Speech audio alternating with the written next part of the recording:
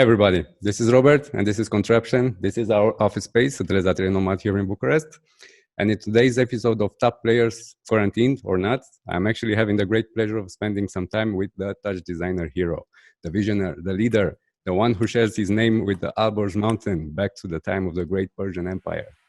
Yeah. Elburz Sorkhabi is the guy who wrote the Bible on touch designer and who also built the most amazing school for it. He also manages Envoy, one of the top companies that take top industry visions and turn them into reality. With all that pointed out, I'm very excited to have you here. Welcome, my friend. Thanks, my friend. I'm excited to be here. Yeah. It's nice. You know what? I know we sent a couple topics back and forth. And I want to say this is probably going to be the crazy, maybe a crazy episode. Wow. But let me tell you. Glad to hear it. It is very different being on this side of the interview chair. Yeah. Probably for the first time. Really? in at least the inside of our industry, right? Because most of the time it's me bringing guests on, talking to them. So it's very strange. Yeah, actually, it feels strange for me as well. You know, being a part of the daily. I'm so nervous right now. Why am I nervous, man? I've been talking to you. I don't know why you're nervous. I should be nervous. You're interviewing me. No, who's nervous right now? Who's nervous? We're both nervous. Yeah, close the Zoom call. No, we're good. Yeah. No, you're doing fantastic. Yo, all your episodes are so good so far. Really? Do you like them? Yeah, they're so good. Okay, I'm glad you do. People like them, as I've seen. That's the most important thing. I'm actually going to ask you for some suggestions if you want to. Oh, yeah, okay. Yeah. People who know me know that I always have suggestions for no reason. Yeah, but because I'm going to give you the credit. This was half your idea, right? I mean, this was your guidance. It all happened thanks to you. So thanks a lot. I wouldn't say half my idea. That's too much credit for me. It was actually like all your idea, and I was just like, "Yo, do it. Start it like right now." Yeah. And send me the link in 2 weeks when the episode is up. And you're like, "Oh, okay." And to credit to you though, I say this all the time to lots of people, and most people don't ever act on it. So I think that's something that a lot of folks don't realize is words are one thing, but then like action is the real thing. Yeah. There's a path. Okay.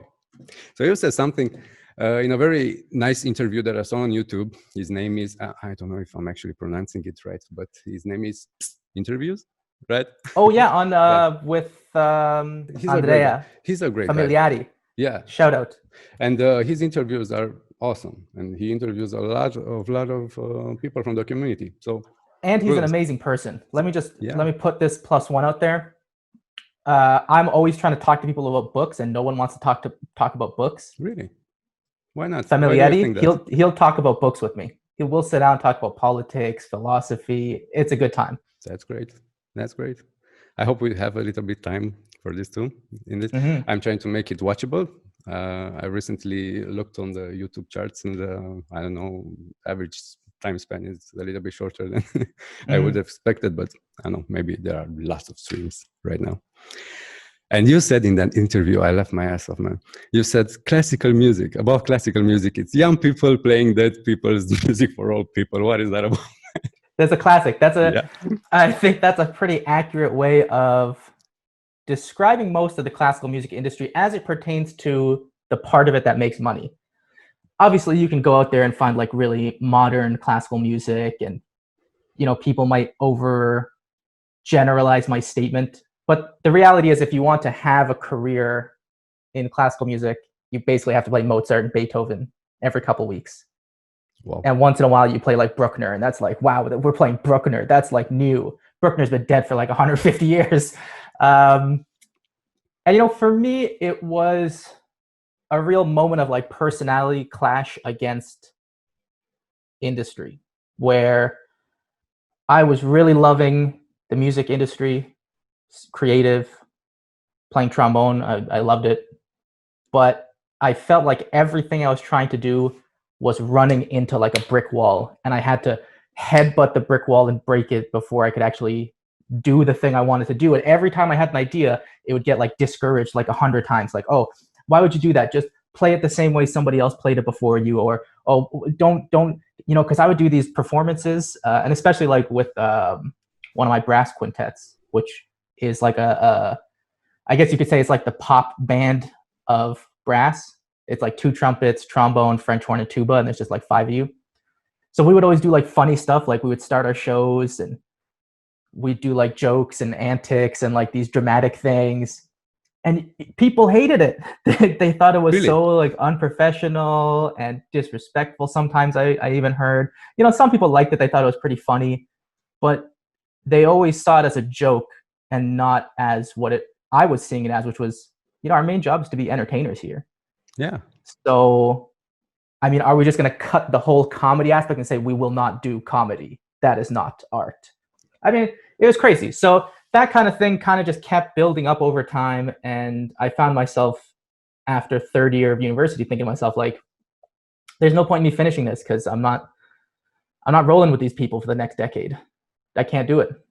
They don't want me and I don't want them. It's like we've agreed. This is time for me to like go do something else. We agree to disagree, right? Well, yeah, we agree. Yeah. Actually, we agreed to agree on that one. But then I figured, you know what? It's time for me to like go look for other mountains to climb. Were you always a rebel soul or something like that? I think so. How did you end up in classical music school? If so, I mean, you should have known, right? What to expect. Yeah. Because you know, I was in elementary school, and I was very much one of those kids who was, you know, when you have the real smart ass kid in the class, and like he doesn't study and he just says jokes a lot, but he also knows all the right answers. Yeah, I've been. I was that kid, right? I think a lot of our industry are those kids, like really? in there. I think a lot of us were those kids in school, and I was just bored a lot, not feeling challenged, and thankfully my parents were really kind of on top of the issue, and even the teachers were really great about it because they were talking to my parents. They're saying, you know what, like this kid's pretty smart, but he's really bored in class, so we got to give him something to like do, otherwise he's just going to become a menace. And the thing they suggested was like, oh, you know, we should sign him up for some like music classes and these kind of things. So actually I played like guitar pretty seriously for about 8 years and trombone pretty seriously for about like 10 or 12, and that was like my previous career. And it just became a thing. Like I have a very addictive personality, so like if I touch a thing, I have to get like really good at it really quickly. And then especially in that time, it was basically like I touched music and I was like, I got to be like the best at this thing. I think this is the best thing to describe. I mean, this is what describes you. Yeah, I think so. I think it's pretty accurate. Right? Like I basically like touch a thing and I'm like, I'm going to run this thing. This is going to be my thing. People are going to think that thing and then they're going to think, oh, Elburz is doing that thing. But this is a conquering mindset. How do you get that? It's an interesting one, you know, and actually I have a very good friend, Dr. Neve Shah, and she does a lot of like thinking about these kind of things. But she asked me one day, you know, when was your kind of artistic awakening moment? Yeah. And she says that like when she interviews a lot of artists and talks to them, they will have one specific memory where like something changed in them and they were like, then something else. And you know, this is going to sound real dumb because we're adults now, but at the time it was very serious. I think I had just broken up with my girlfriend and I think I was 16 years old. Oh my God, that hurt. And, oh buddy, I was crushed. But, you know, the interesting thing was, and at this time I was just starting to really get, like I was good at music by then. You know, I was playing in all the bands and doing all this kind of stuff. But then one morning I woke up to myself and I said, you know what, like from now on, you're an artist. That's it. Yeah. Like, this is you. Assume that. Going forward. Right. Even then, I was like, if somebody doesn't treat me like, you know, and this is, I don't know where this attitude came from, but I thought to myself, if somebody ever says I'm a student and not an artist, I'm going to be so furious that I'm going to get into like a fight with this person. And, you know, after that, and I was 16 and I immediately started like practicing 8-10 hours a day. I'd show up at like the school at high school at like 5 a.m, start practicing till 8, go to 2 classes, go back, practice, go to class, go back, practice, and then just like fall asleep and die for the rest of the afternoon. But I don't know, I guess, you know, my parents are very strong, independent, very individualistic people, even though they're, you know, very much on the collective train of like society with people moving together.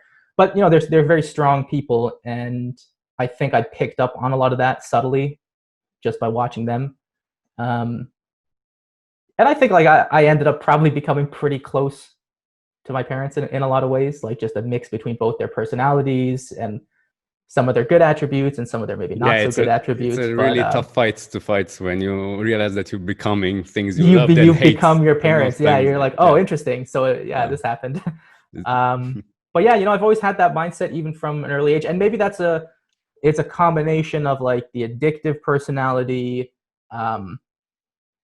just a real desire to do stuff. Like if I don't do stuff, it's not a good. Yeah. That's why I can't like really take vacation, because taking a vacation is very stressful for me. Yeah, you're like, away from all your passions and things you I'm just like, well, what do I do? To try, right? What do I do on the beach? Like I just sit here for like a while. Like I don't understand. Like what are we doing? Like I'll go for a swim and then come back inside and like keep working. That sounds nice. I can't believe how like we two are. Because my perfect vacation is to go to do something in a different place, a project, and actually find some time to relax and hang out with guys. And that's a productive vacation, if you ask me, something like that. Yeah, and I'm very lucky. Like now in my career, I do have that freedom to travel a lot. So I do find that I'm kind of on that line a lot of the time where I'm just traveling somewhere, also doing my work, also meeting new people, trying new food, seeing what life is like for some new people. So I think I'm pretty lucky in that sense where I can do that pretty freely. And that kind of keeps me sane. And, the funny thing is I have so many other side projects and companies that I am involved in outside of our industry that like nobody will probably ever hear about. Like maybe you'll hear about some of them. Like I'm working on this like meditation app thing with another buddy of mine. That's probably going to come out in a little bit. But, I do so much. My vacation time is doing other work outside of our industry. That's like the best vacation for me. It's like I learned to sew. I got all kinds of weird skills. Great. If it keeps you alive and keeps you charged, I mean, that's the whole point of a vacation, right? To keep you charged. And so the first step in this, where I'm getting out of this whole story, is that you've decided to be disciplined, right? Mm-hmm. Yeah, not really to be an artist, but to get disciplined about it. Actually consider yourself whatever you want to consider yourself. I mean, are you an artist now? Do you consider yourself an artist? Tough to say. Yeah. I consider that I have the spirit of an artist. So everything I approach as if it's some kind of art. Even like I think about like when I make my invoices, I want my invoices to be very beautiful and aesthetically pleasing and easy to understand. Like it's all the same ways that I would have approached art a long time ago if I was making an art. Yeah, in a creative, tasteful way, I guess. Something that describes you as a person. I feel like I have that spirit still in me, where I approach most of the activities I do like as if it's some kind of art of mine, even if it's not like a traditional art. But I find most of the time I'm not making art in the sense where it's like, oh, he's an artist. Look at his Instagram. He's got stuff on there. Like it's mostly like, oh, I write my blog posts as if, I bring my art love of creation, and every week I have to write a blog post or make a YouTube video or something like that. So the spirit's still there, but I don't know if I'd consider myself an artist in that sense of like he makes art. Yeah. I think would probably be a false statement about me. But going back to the discipline part, so this is an interesting one. So willpower is limited; it's finite, and emotions are all finite, right? They all run out. Passion, willpower, like everything happiness, sadness, everything is just a certain quantity of it. And I think it's dangerous that in a lot of art fields, discipline isn't taught more rigorously.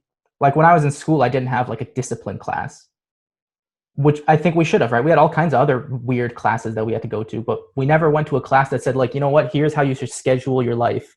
Here's how you should schedule your practice time. Here's how you should schedule in like the homework you have for school, and then you do some exercise. We never had any of those classes that told us like, you know what, if you can have discipline. And actually, it's funny, my take on discipline has evolved probably since I've written a lot of those blog posts about discipline, where it's discipline in the context of behavior and repeat behavior. Because that's really what discipline is, right? Is discipline says I'm going to do something regardless of how I feel, which is really like a behavior. That's a behavioral characteristic at that point. And I think if that was taught more, we'd have more successful artists who are less stressed, creating better work, happier with their overall life, because I feel like a lot of times people get discouraged when they don't have the willpower to work. Yeah. I mean, guess what? That's normal, but no one ever told us it's normal, right? We feel like, oh, I don't have my will to work. Something must be wrong. Maybe I'm not an artist. Maybe I'm not inspired. It's like, no, that's normal. That's 100% normal. I just don't know why I don't know why that's not in a book. Yeah. It's normal to feel like crap and still have to do all of your work at a very high level. That should be on like the front page of a book, and just like, this is the book we all have to read in the industry.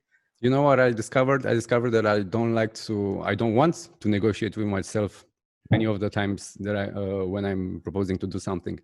Because if I start assuming that person who's opposing everything is me, I lose. When I'm negotiating with myself, I lose. So that's a powerful point. Yeah. I've adopted a process in which I don't even talk to me anymore. If something that has to be done, okay, I'm doing it. No more noise in my head. I think that's a really healthy mindset and approach. But it's hard to not to work, but to everything. It is hard, and it takes a lot of practice. Because I think what you said is very powerful. You will almost always lose an argument with yourself. Yeah. I think we see it as if both sides of the argument are like equal, but it's actually like, no. It's like, you know what I watched? I watched Batman Dark Knight last night.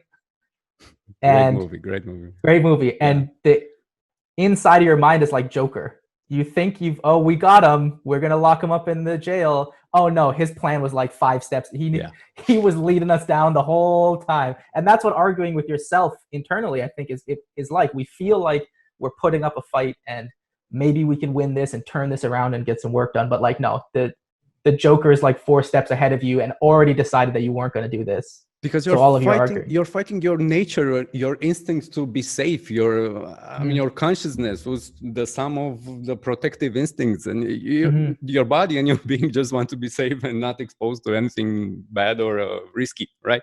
And that's what you're trying to do to move ahead. You're trying to do something new, and there's the fear, which is always equal to your motivation to do so. So I don't even interfere with those two.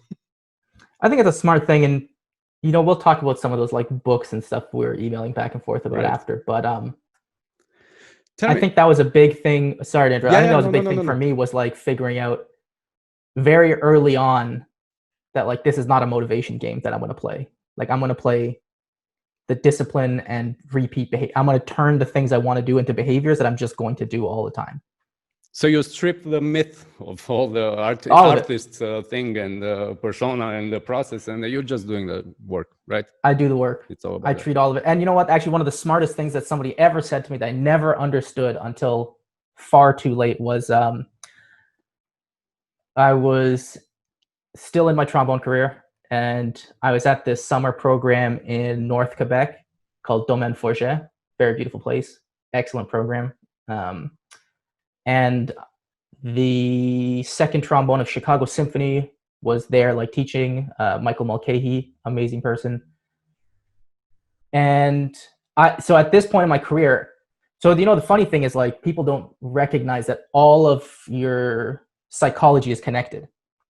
So I was getting a lot of anxiety on stage, which people might think is crazy because now in my career, I'm literally just on stage and on camera all the time. But I had like very bad anxiety. Like I was, and I'll say this, I'll make this claim. At the time, I was one of the top trombonists in North America for my age.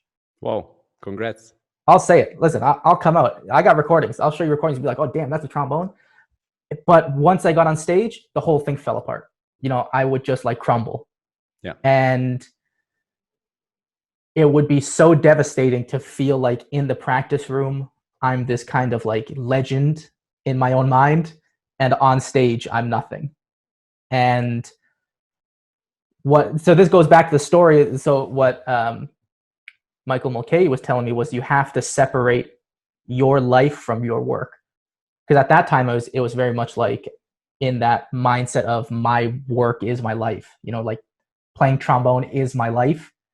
So and the stakes were very high. The stakes were high. Yeah. And he was saying, you know what, you have to like separate these two things because it's unhealthy for each of the other to affect each other.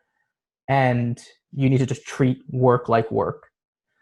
And at the time I didn't get it. At the time I was like, no man, I'm in this deep, like I'm going to the end of this. This is my life. And like you're saying, the stakes were so high.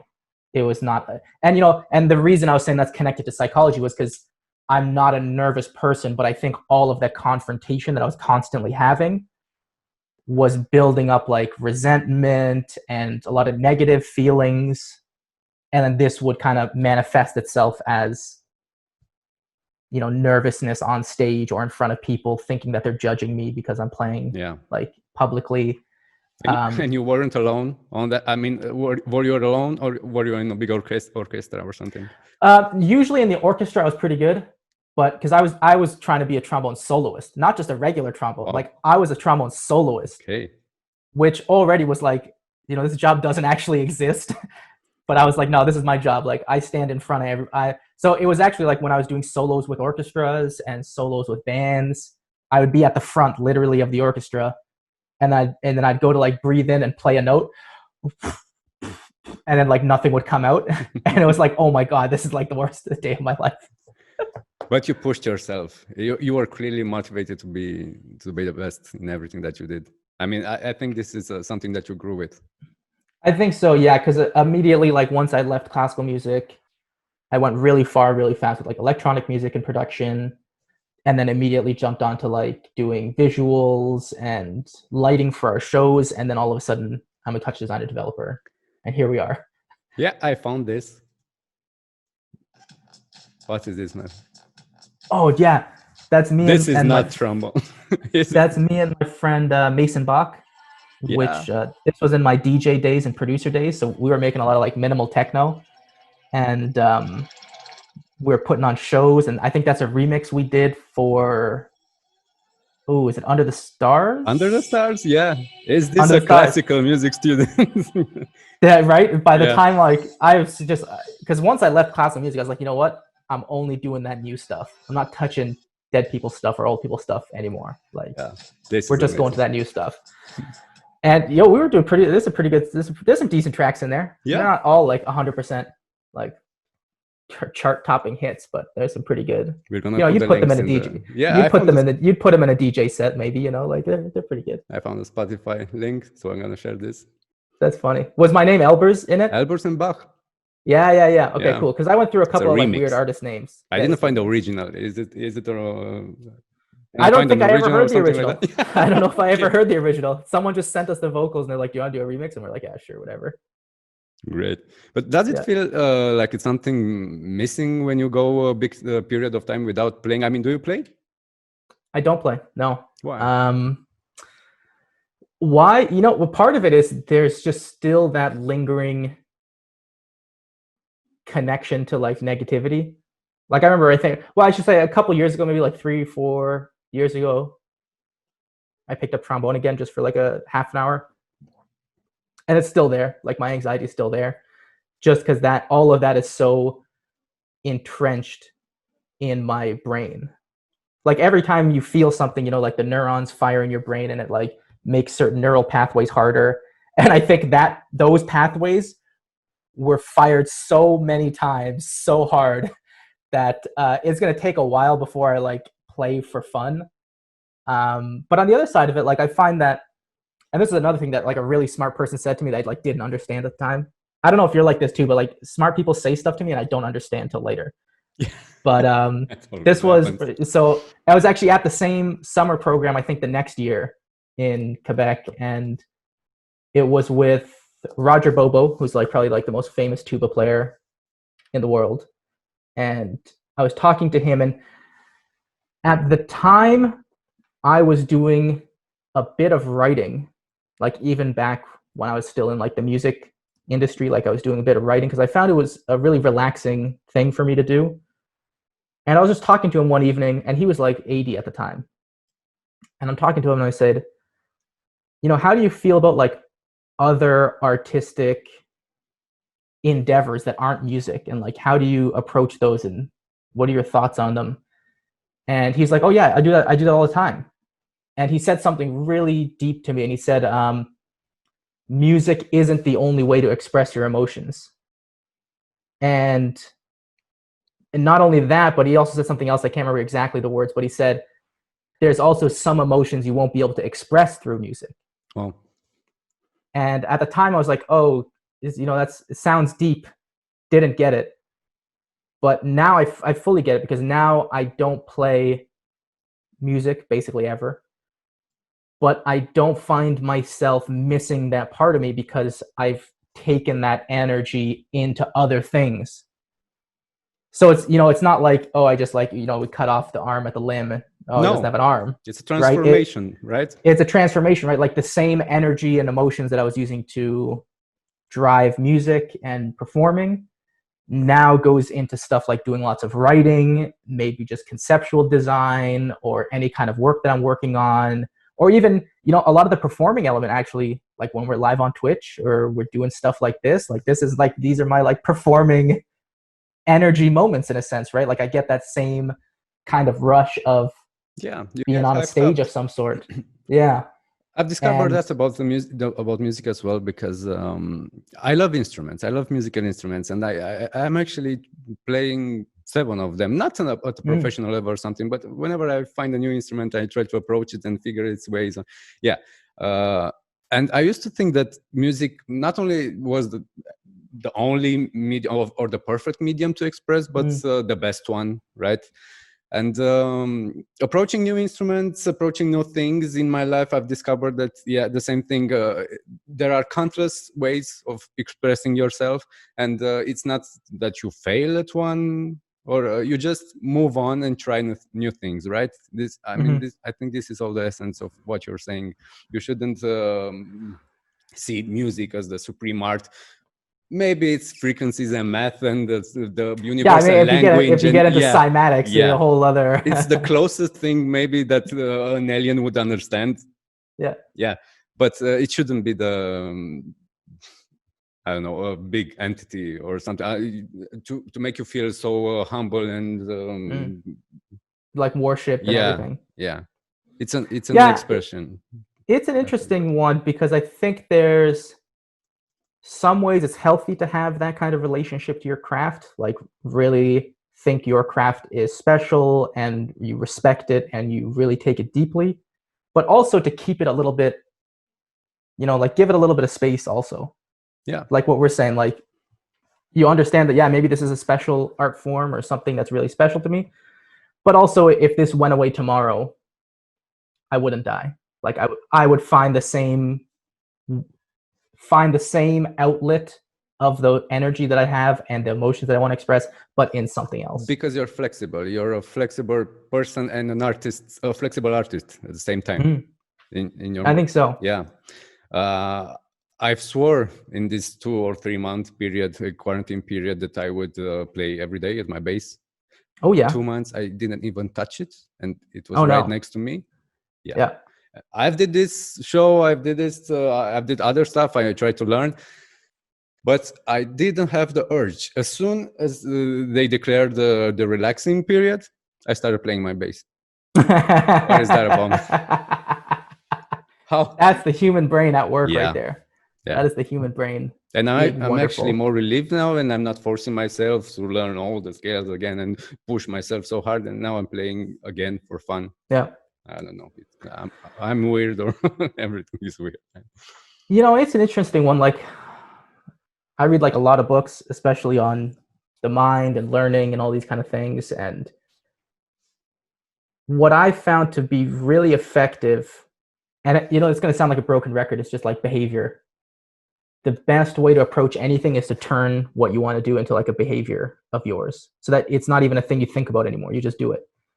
And if you start from that and you kind of work backwards, what I found to be a really good method to learn stuff is to do the thing you want to learn for 15 minutes a day, 10 minutes a day.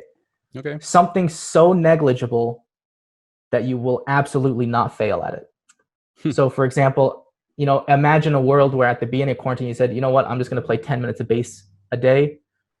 Probably just practice some scales, maybe play a song, and that's it. Put it down. Isn't 10 minutes a little bit short for anything achievable?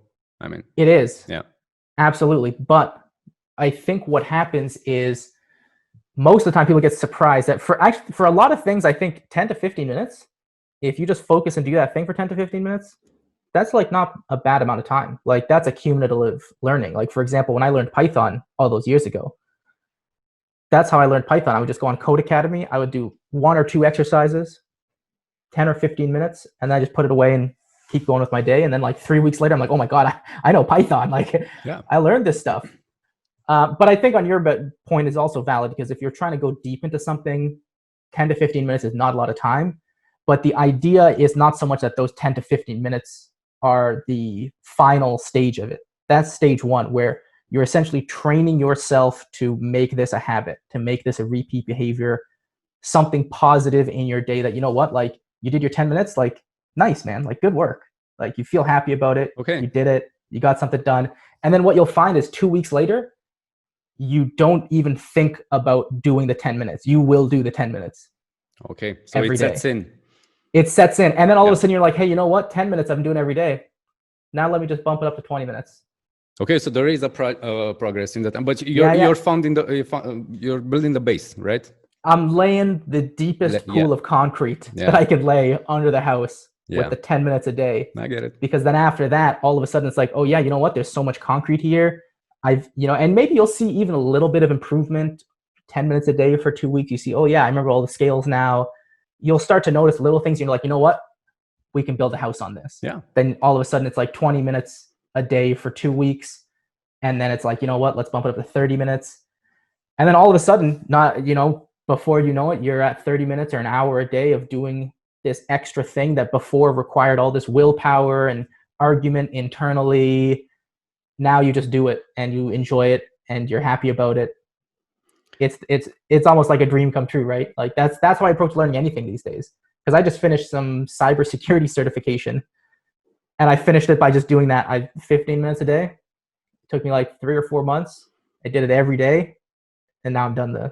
I got to do the test still, so I'm not like certified, but I finished the course, which took a while. It was not easy. So I think this relates much to this book you recommended. Oh, yeah. Cal Newport Deport. This is a gem. This book changed my life. I wish I read this book sooner. I wish somebody gave it to me sooner. This is an amazing book. I'm going to accept this. I don't know what I'm accepting. Yeah, they're now crypto mining on your computer. Yeah, that's what you've accepted. But I saw you in an interview about crypto as well. I'm actually wondered myself. Oh, jeez. What? We'll come back to that one. Yeah, I'll talk about that. Will you be the next president or something like that? Tell us. No, is this a super secret project of yours? No, it was an old project. Actually, it's like completely over because it failed so terribly. But I think you learned a lot from it. Oh yeah, 100%. Yeah, as things that fail, or I don't know. We'll come back to that. If you have it open, it's also very funny. There's like funny pictures and like illustrations. No, I've actually just saw that YouTube video, but I don't want to stick my nose. No, stick your nose. Stick your nose. It's good. There's good stuff in there to smell. Yeah. Okay. So this deep work. I mean, I've posted this because I've actually read some passages from this book, and I even posted on Facebook a video, a short YouTube descriptional video about the book. And I'm actually asking you a question. Is this what used to be called work before? This concept of it may be, right? Maybe used to be called, it was regular work. Yeah. And somewhere along the way, we accidentally fell into a trap, I think. And so a little bit of background for people about the book and the author. So Cal Newport is pretty well known. He had like a super famous TED Talk where he's like, quit all your social media, just delete them all. You'll be happier, like as a person in every single way. And he approaches, and he's also written some other books. He's like a pretty well-known professor of computer science and publishes like tons of papers, apparently, compared to everyone else in the field. So the idea behind this book is that we live in this distraction-filled world, and the distractions are so prevalent that it actually stops most of us from doing anything meaningful in our working lives. I think that's like a good summary of the book. And then a big chunk of the book is, okay, well, how do you take control of that back again so that you can start producing meaningful work, feeling like you're really accomplishing things, and doing so without, and a big thing for him is like doing so without having to work 20 hours a day, because that's not healthy or sustainable. And the book, I find, is, I don't want to say perfect, because there's obviously like places where you can add your own interpretation or approach to different things, but it's structured perfectly, I think, because the way it approaches it is there's just a short little bit at the beginning about like why this book makes sense, what the science is that supports it. And then the rest of the book is just real strategies that you can use to start implementing this habit of deep work, which is essentially what deep work he's talking about is uninterrupted, undistracted, completely focused session of work, similar to the flow states by the man whose name I can never pronounce. You could probably pronounce it really well, though, I would imagine. You know the flow state guy? No. Mikhail. No. And then, Let me check. you know, a super, I believe it's Polish last name. I don't want to be called out Polish for the is wrong. hard, man. I tried to learn Polish for a girl. Uh-oh. Yeah. That's double hard. Was running around with the dictionary. Yeah, right. And so, you know, the flow states are a big thing that a lot of like sports people know about, and getting into that state of mind where it feels like time just flies by and you got all this work done. That's kind of what his talk about deep work is. But the cool thing is, and why I say it's structured almost perfectly in a book format, is he gives you lots of options. There's no one way to do deep work. It's not like you have to do this thing that one person said, otherwise you're out. Yeah. There's so many variations, you know, and he talks about, you know, he even says honestly in the book, some jobs don't need deep work. You know, if you're like the CEO of a company, probably your job isn't deep work. Your job is just coordinating lots of people, answering emails, doing sales. So like maybe deep work isn't in your job, but you know, you can do it deep work as if you disappear forever into a log cabin and you just produce works and send them home. He talks about different methods where maybe you take like what we're talking about, like a work vacation. Yeah. You know, you take 1 or 2 weeks and you say, for these 2 weeks, I'm going to go completely on vacation from regular work, and I'm just going to focus on this. I'm going to go to a hotel and just work in the hotel room where no one can find me and distract me. Or he has the other method, which is similar to what we're talking about. You know, find some time in your day. He usually recommends like the morning time, and just block out 90 minutes, 2 hours that you just do one very focused piece of work for without any distraction.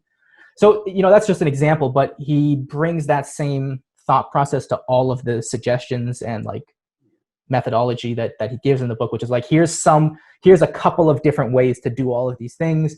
Here's some ways to track, you know, your progress. Here's some ways to approach scheduling. Here's some other things that I do, like productive walking is what he calls it, when he's like walking around thinking about an idea.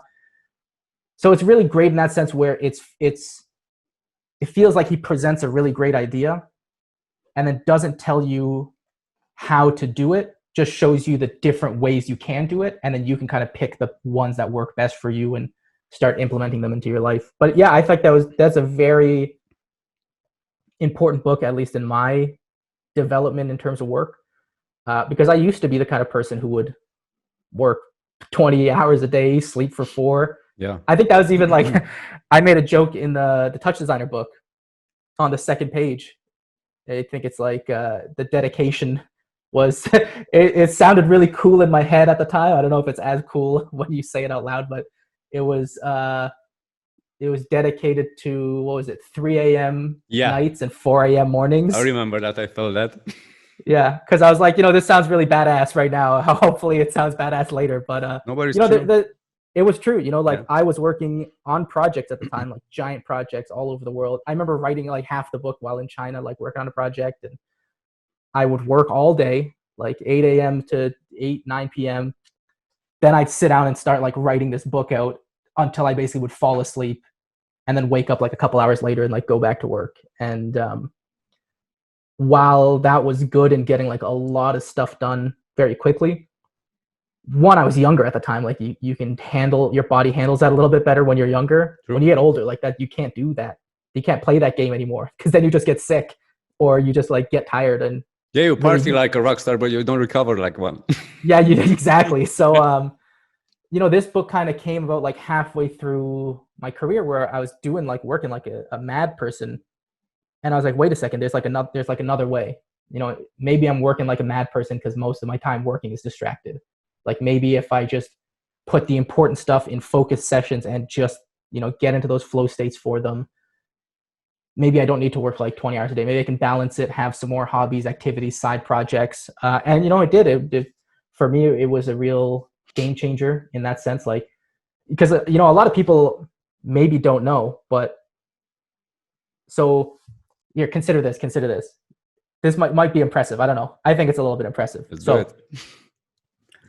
all the stuff that I have to do every week, I'm just going to list out everything. And then there's plus, right? So I got 4 hours of Twitch streaming every week.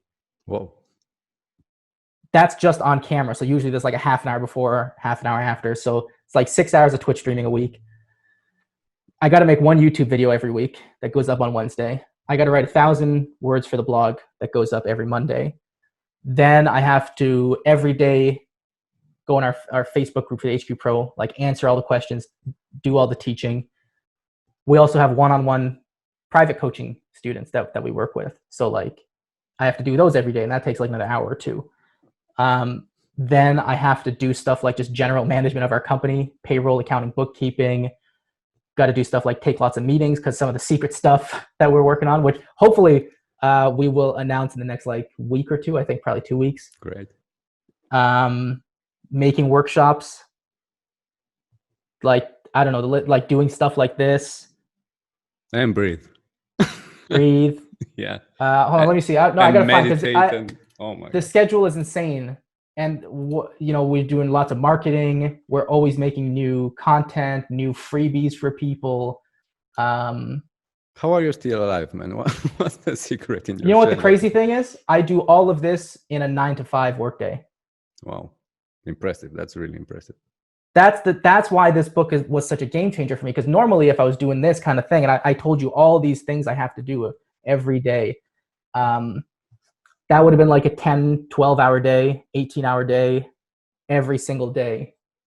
And I would just have no time for anything else. But like all of this stuff, like everything that you see from me in the touch designer world happens 9 to 5, Monday to Friday. And I wondered about you. I wondered myself. I mean, yeah. Is this guy even working at Envoy anymore? I mean, he's clearly concentrating on the school and everything. I mean, yeah. Yeah, the Envoy. So the long story short on it, Envoy still exists. Yeah. My part is a lot smaller, just on the consulting side of it and just making sure that things are going smoothly for whatever is going on. I'm not really involved too much in like big project development anymore, which is a nice change of pace for me. But I'm still there to support the rest of the folks who are holding down the fortress and doing work and projects and stuff like that. And then most of my time, yeah, is basically, I mean, I would say almost all of it is dedicated to the online school and teaching.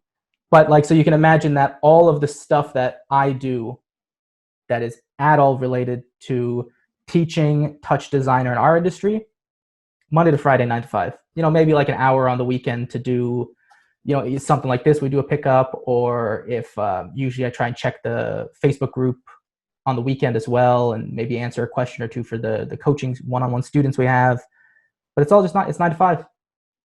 You know, yeah. I work 8 hours a day, and I have such a high output of volume of work that I can get out because.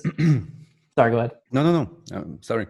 Don't want to. No, I was saying only because I really committed to that deep work methodology and strategy. And I didn't take everything in the book and say, you know what, this is like a Bible. I have to do it exactly like that.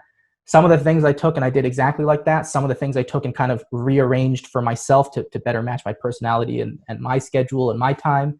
But really, I committed to that idea of I will not be distracted while I'm working.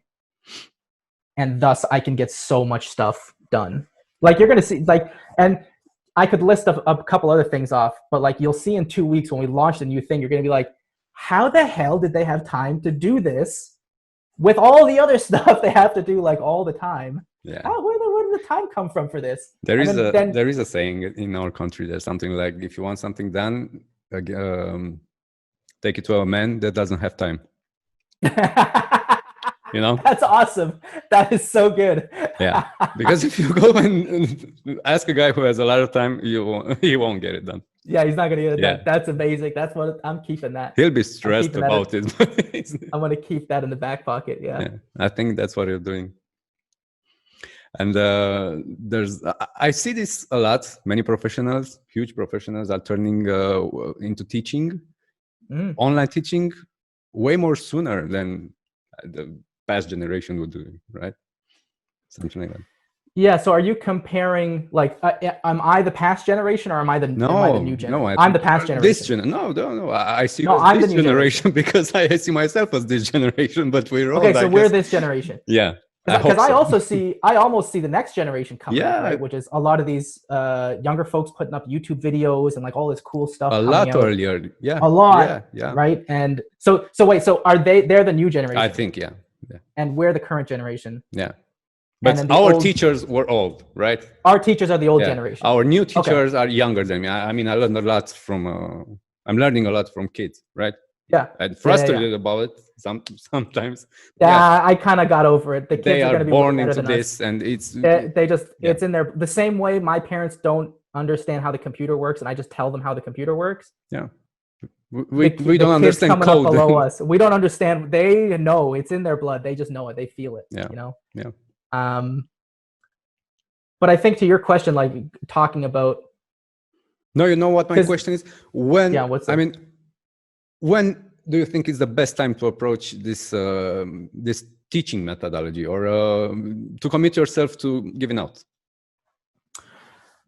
So I see two different parts of that question. So one is like teaching as a topic, and then the other one is like giving back to the community as a topic, because they can be related, but they can also be totally separate.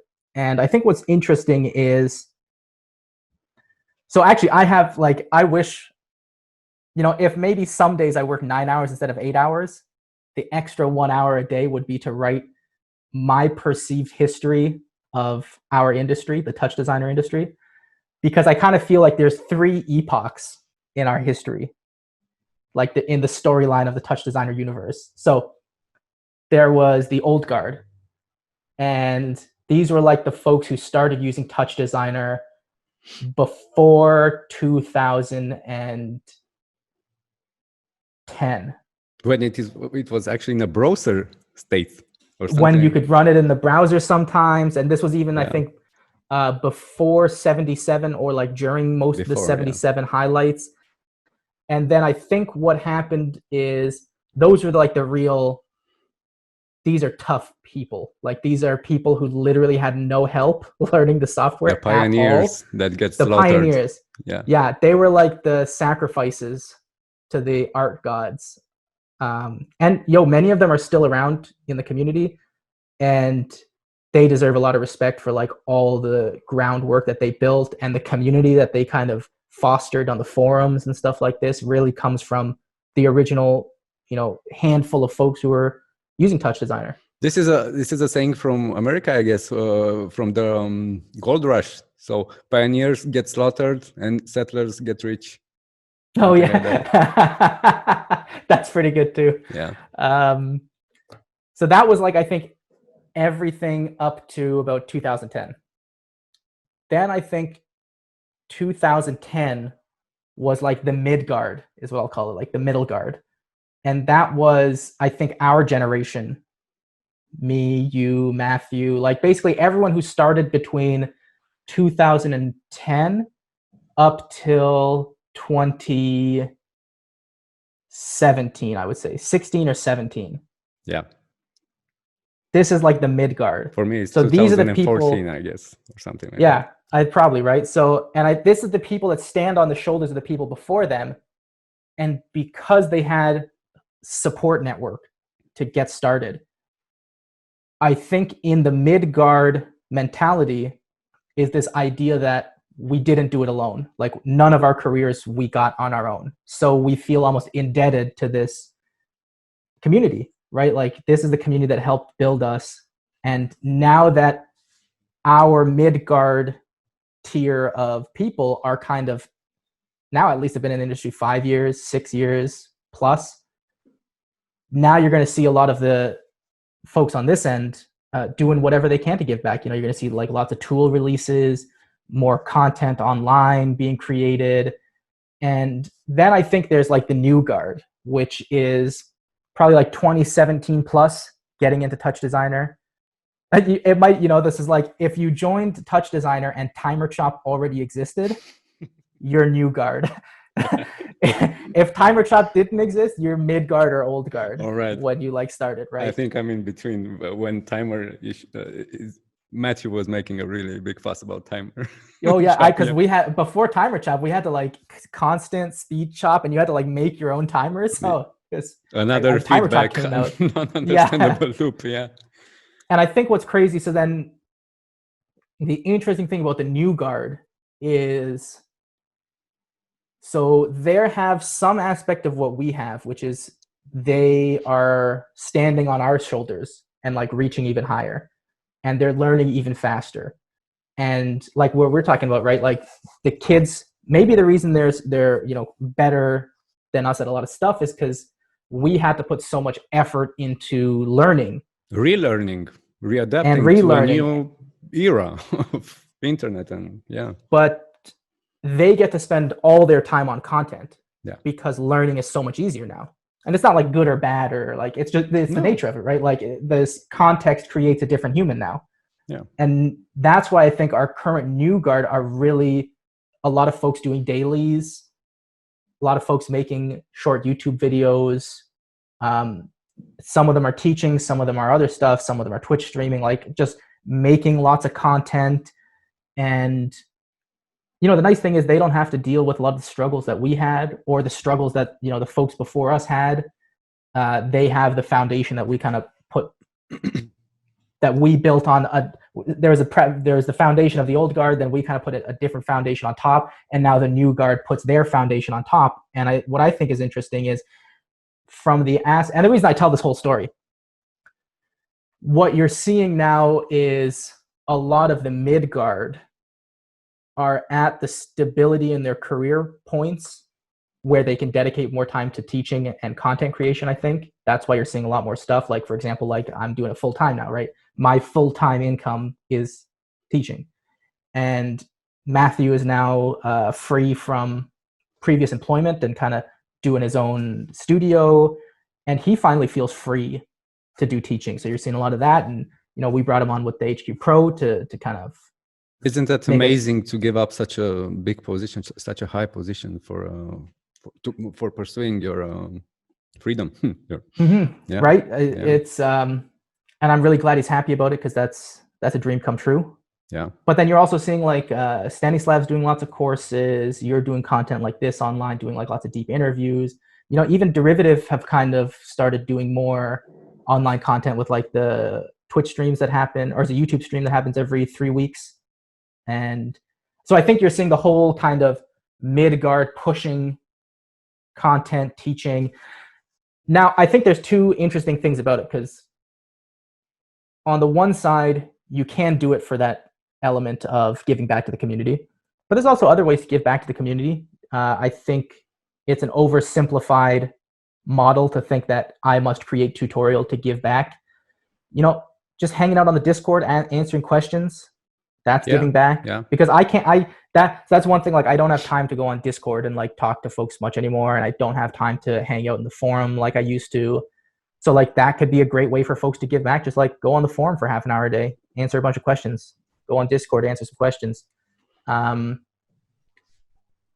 tutorials are one way to do it. Making tools, like if you figured out how to connect Twitch chat to Touch Designer, put it in a little package and put it on the forum and say, hey, everybody, here's this thing I made for free.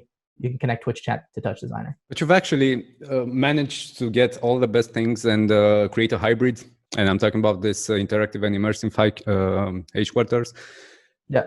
would you like to talk a little bit about it, about the school, or maybe share a screen and show us a few pointers? Ooh, yeah, sure. Screen. Let me see what we got here. If it's Okay, hold possible. on. I would do it, but we I have think the technology. it's easier for you to do it.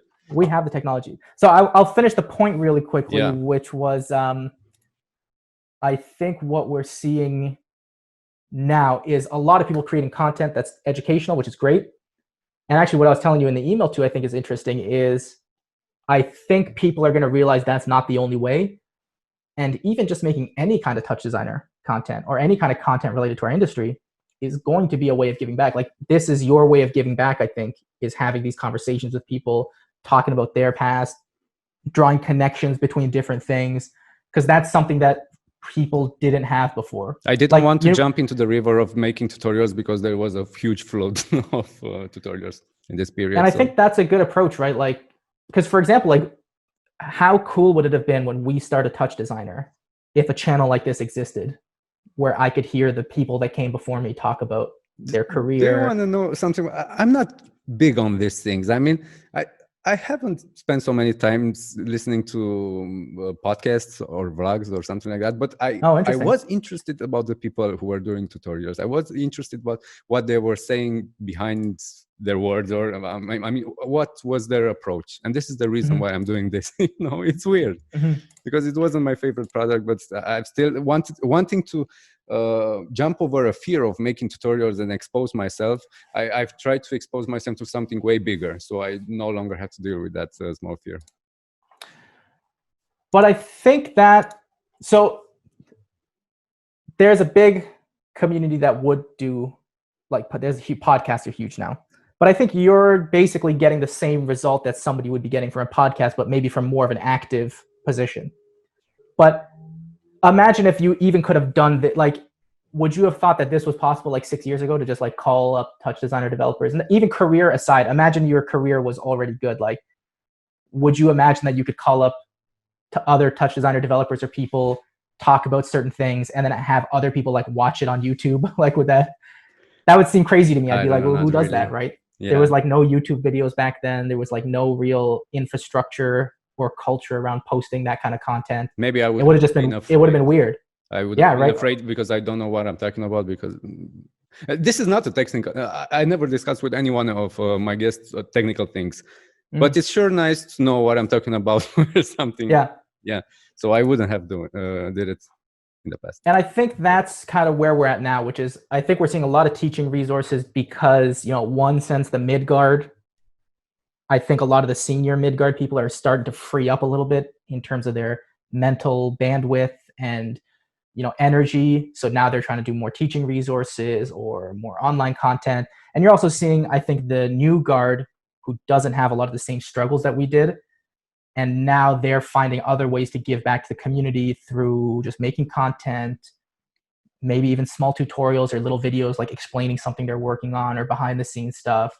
So I think that's to be honest, I don't even remember the question, but I feel like that was the answer in some sense. You know what I've discovered with Touch Design? Touch Designer is a very unique software because it teaches me not to want to rely on only one software. None of the softwares that I've used, like Cinema 4D or After Effects or Premiere or Bizador or something like that, gave me the sense that this can be only a tool. Well, I think that's an interesting thing. Like, as more software choices become available, I think then touch designer's position has to become more defined. Yeah, because right now it's very undefined, right? It was the everything tool that can do anything and everything. As long as you're good enough, it's unlimited. And that's why I'm going to a more general, or not teaching, but a supervisor attitude about the project, because I'm now wanting to build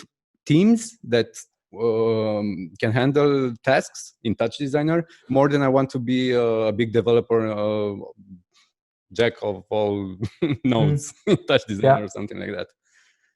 Yeah. I think it's interesting because I think we're probably going to see two different splits.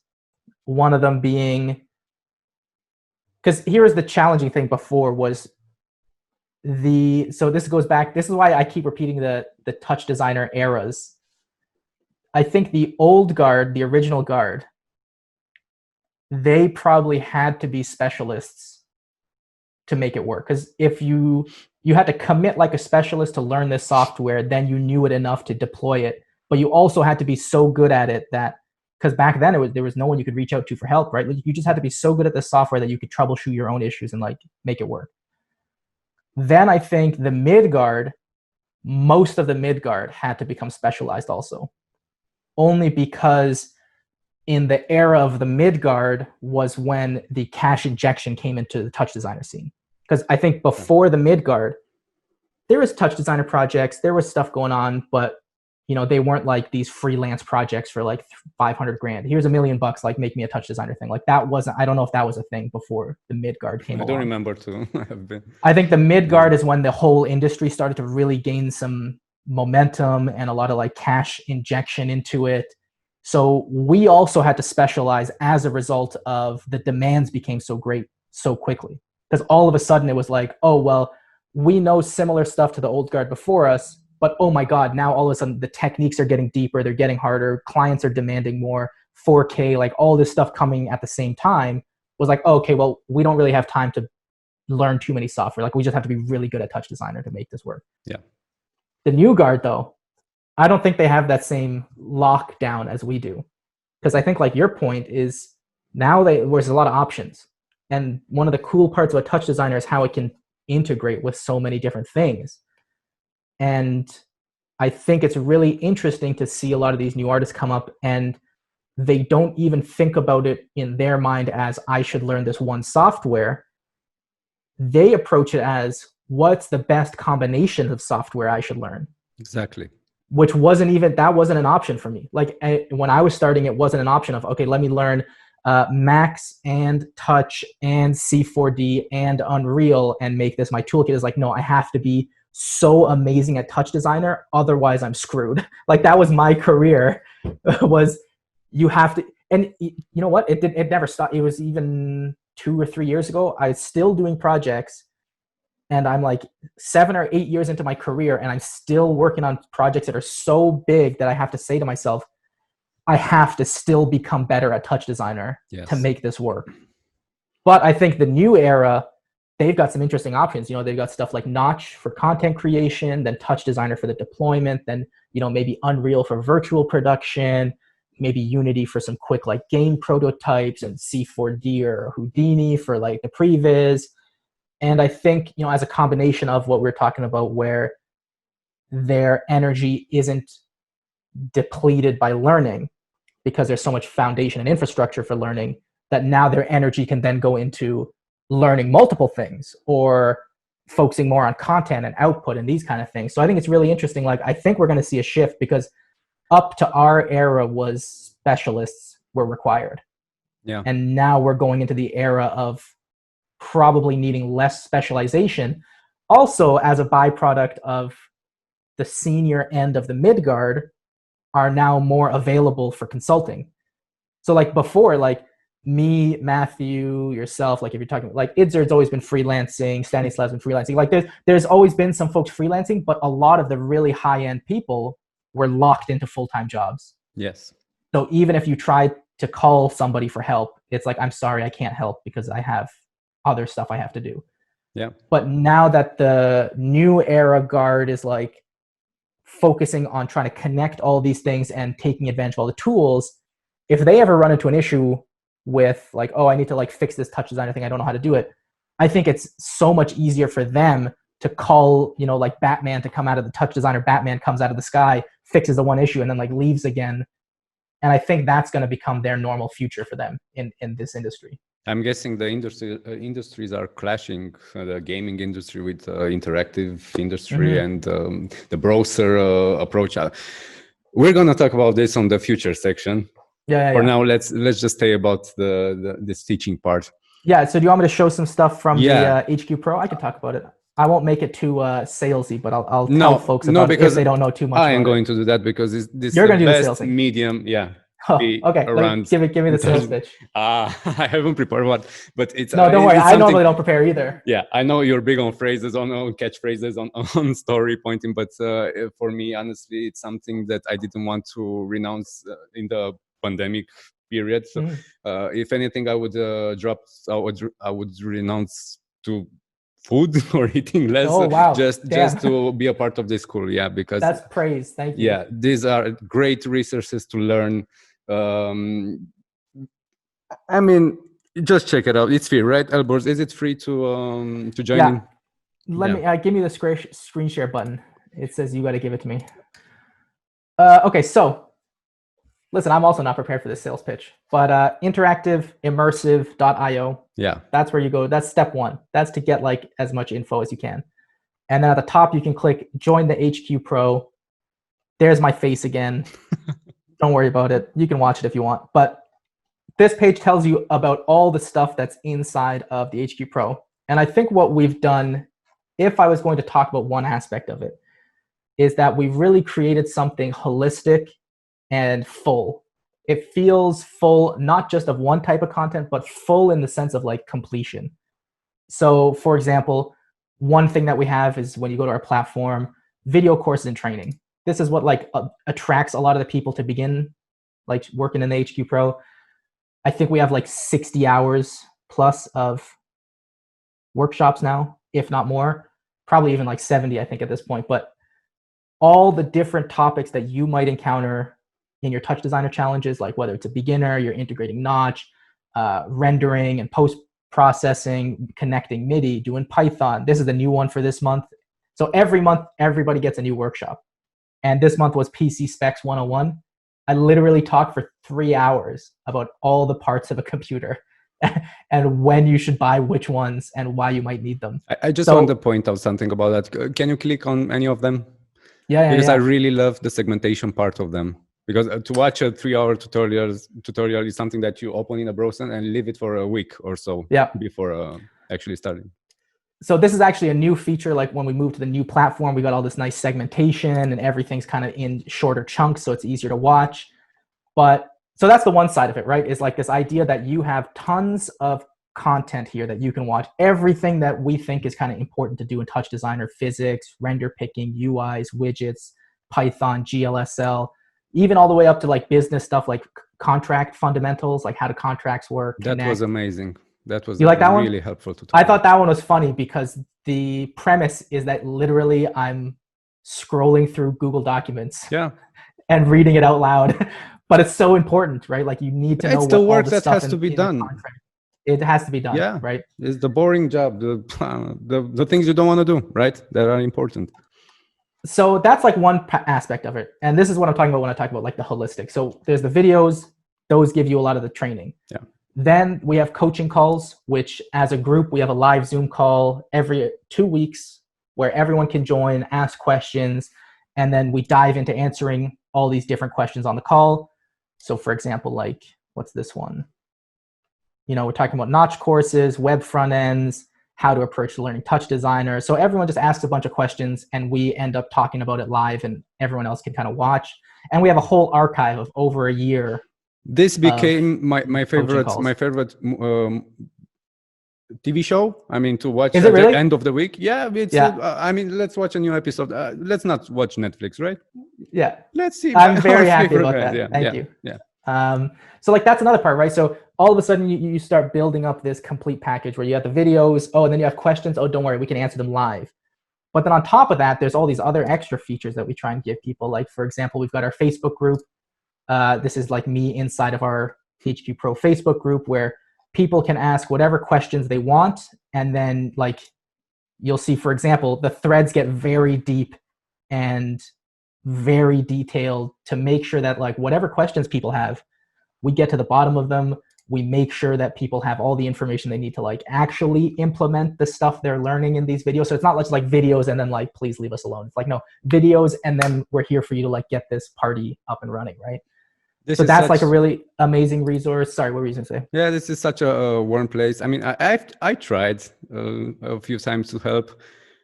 Because I know that you and Matthew have a different time zone, and I know when I post a question, I don't really want to wait for 7 hours or something like that. But yeah, knowing that you're in America, I've tried to match up with some European guys who were asking questions. Oh, I don't thank know you. if I appreciate that. did it. I mean, I didn't ask you if I'm allowed to do that, but I've saw people by all are doing means. it. Yeah. I mean, it's a community for us too, right? Like we're building kind of a little mini community of people who are just like really serious about getting their career up and running. And not only is it good for folks to contribute back, because, you know, like I always say with trying to get projects and work, you know, start meeting people. That's the best way. Let them know that you know stuff. Let them know that you're looking for work. All these things kind of add up. And I think our community is going to become like a really important place like that. I feel like it already is, really. Thank you. Yeah. I appreciate that. I'm hoping that we've had so much good feedback from people who are using it. So we're just always trying to make it better. And I would really like to see more. I mean, everybody from the touch design help group shifting into this, but they are helpful as well, even there. And yeah, I mean, I'm not going to lie and say like, it's not for everybody. Some people are going to love it. Some people are going to think, you know, it's not for me. I don't like subscription payments. But when you consider, because most people don't know this, I guess, which is a funny realization we had the other day. If you wanted to ask me any of these questions before, you would have had to pay me $1,000 at least. And then I'd get on a phone call with you and answer your question. And now you can just join the HQ Pro and like you get that every day. So I think a lot of people like don't know how good of a bargain they're getting. But, you know, just to wrap up the little moment of the HQ Pro, like, so the community is really important to us and making sure people have one-on-one help. We have a bunch of tools that people can dig into and like create just like a little mini library of pre-made stuff to add to their touch designer projects. We have a little page on our website where people can show off their work, you know, maybe use it as kind of like a secondary portfolio, get a little bit of traffic. We have one-time emergency call if anyone ever needs to, like, you know, they're on site in a project and it's like, it's not working. You just send us a quick email. We hop on a phone call. So in that sense, we're really trying to bridge all of these different things together to make the best like full package possible so that when you, and actually what let me share this because you would ask the actual question, which is how much does it cost? So what we have now is for 7 days, you could try everything for free. Like basically you can just come in here, watch all my videos and quit if you really wanted to. I would like if you didn't, but if you did, I'm not going to be upset by any stretch. But, you know, it's 7 days. Come check it out. You can check out all the videos. You can check out our Facebook group. You can join one of our coaching calls. And then after that, it's only $147 US a month to get a new workshop, access to all the old ones, the whole archive of, you know, over a year of question and answer sessions with me, Facebook group, so much of tools. This site does a better job than I do of selling it, but I think we put together something pretty special, and even more special stuff is coming. So I can't talk about that stuff yet, but you're gonna lose your mind. I'm telling everyone, you're gonna be like, oh my god, this is amazing. Maybe I'm gonna hype it. This is the situation. I'm gonna hype it up too much, and then it's just gonna be regular. All right. So my approach is you can learn art designer, you can learn it from the wiki, from the tutorials, from the great contributions of every user, but this school feels like a speed train.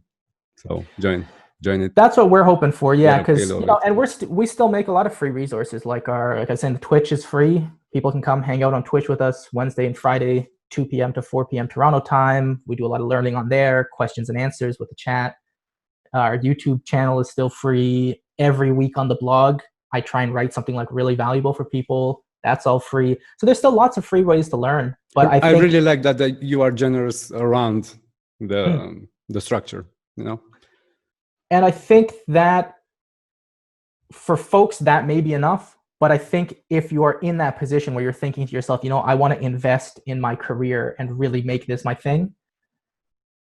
You know, to be honest, if somebody came up to 21-year-old me and said, here's you can join this group for $147 a month and learn everything you want to know and have access to 2 of the top touch designer developers on the planet to ask them any question and they'll answer deeply. It would be a no-brainer. I would subscribe for life. And maybe that's just my attitude, but when I see that, that's an opportunity to me, right? Like I can pay $147 and I get all this stuff back, and it's like it's a spark plug into my career. Yeah. To blow this up. I mean, it's all about how serious you are about yourself and your work. And I know finances are tough. You know, we do the best we can. If people are finding it's difficult for them to afford it, just send us an email. We'll help. We'll do whatever we can. We know it's a community. And so the final point I will say. Yeah. So just like you mentioned, we have all this free stuff around it.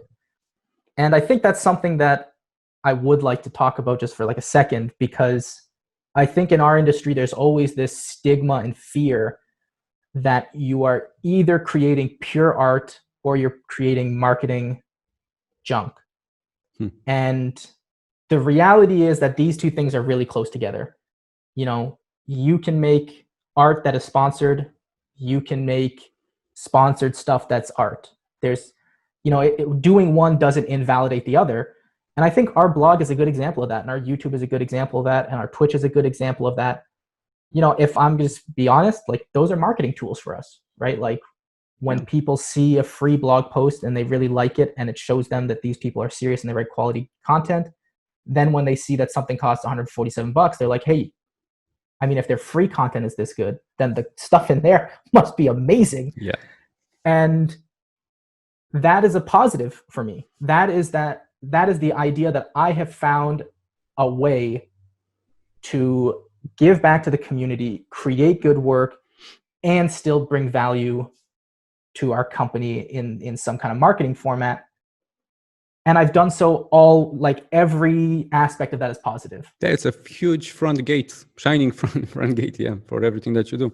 And the Interactive Monday. It's a shining front gate for people coming to me. But I mean, even as a content creator, you know, like a lot of folks think that, oh, well, if I'm an artist, so I can't make like, you know, a tutorial, or I'm an artist and I can't make a YouTube video like talking about some business thing.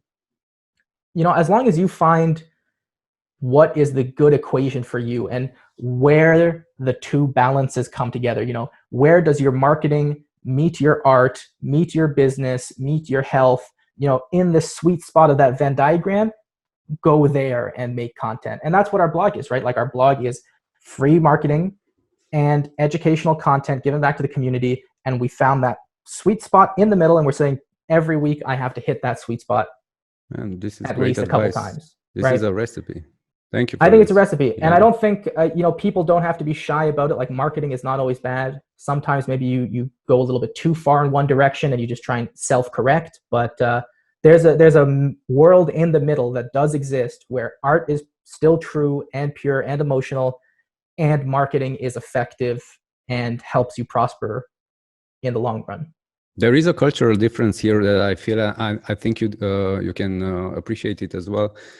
I mean, I've seen Matthew's. I've talked with Matthew on the last episode, and he showed me how he went with Zoe through this period, and they documented their life, their little small things or little achievements, and their projects and their shifts. And Matthew really documents his process for a long time. And for many years, I looked at social media or blogging or something like that to be I don't know, some fancy thing that you do if you have free time or something. But it's kind of, I'm now kind of see it as a culture and something to motivate you to track your progress. And it forces you to be disciplined about what you put out there. And if you put something out there and promise that you're gonna do it, actually goes back to our talk about discipline. And this is, I think it's half the way of the marketing approach that you are telling me about right now. How do you feel? And I think exactly right, because you have taken a concept which is like blog posts or social media, and you've started to build in your mind the positives that it could have and why it might be a valuable thing to do. From an Eastern Europe perspective, where people aren't that open to talking about their business. Yeah, totally, right? Which is, I think, and that's the nice thing about it, is finding that balance is a personal thing, right? So I think it transcends culture or background, because you can find what that means for you, right? Like, for example, you're saying the idea of documenting and blogging It helps with the discipline and, keeping track of what you're working on. That's one beautiful aspect of it. Maybe on another aspect, it's community building. Maybe on another aspect, it's free marketing. There's so many different ways that you can figure out how something can be valuable for you. But I think the key is to think about it and figure out, the thing that I want to do, what kind of value can it bring to me? And do you also enjoy it? I think if what would be a good example?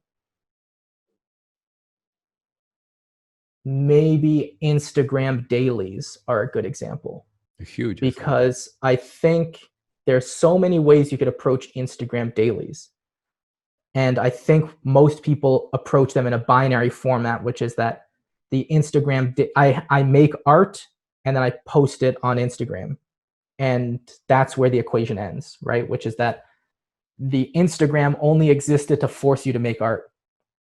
But you start thinking about that in the bigger package and you're like, hey, well, you know what?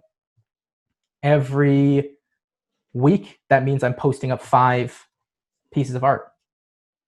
What could you do with 5 pieces of art every week? Hey, maybe I could make a short blog post where I take the 5 pieces of art, literally just put 2 or 3 sentences after each one explaining it.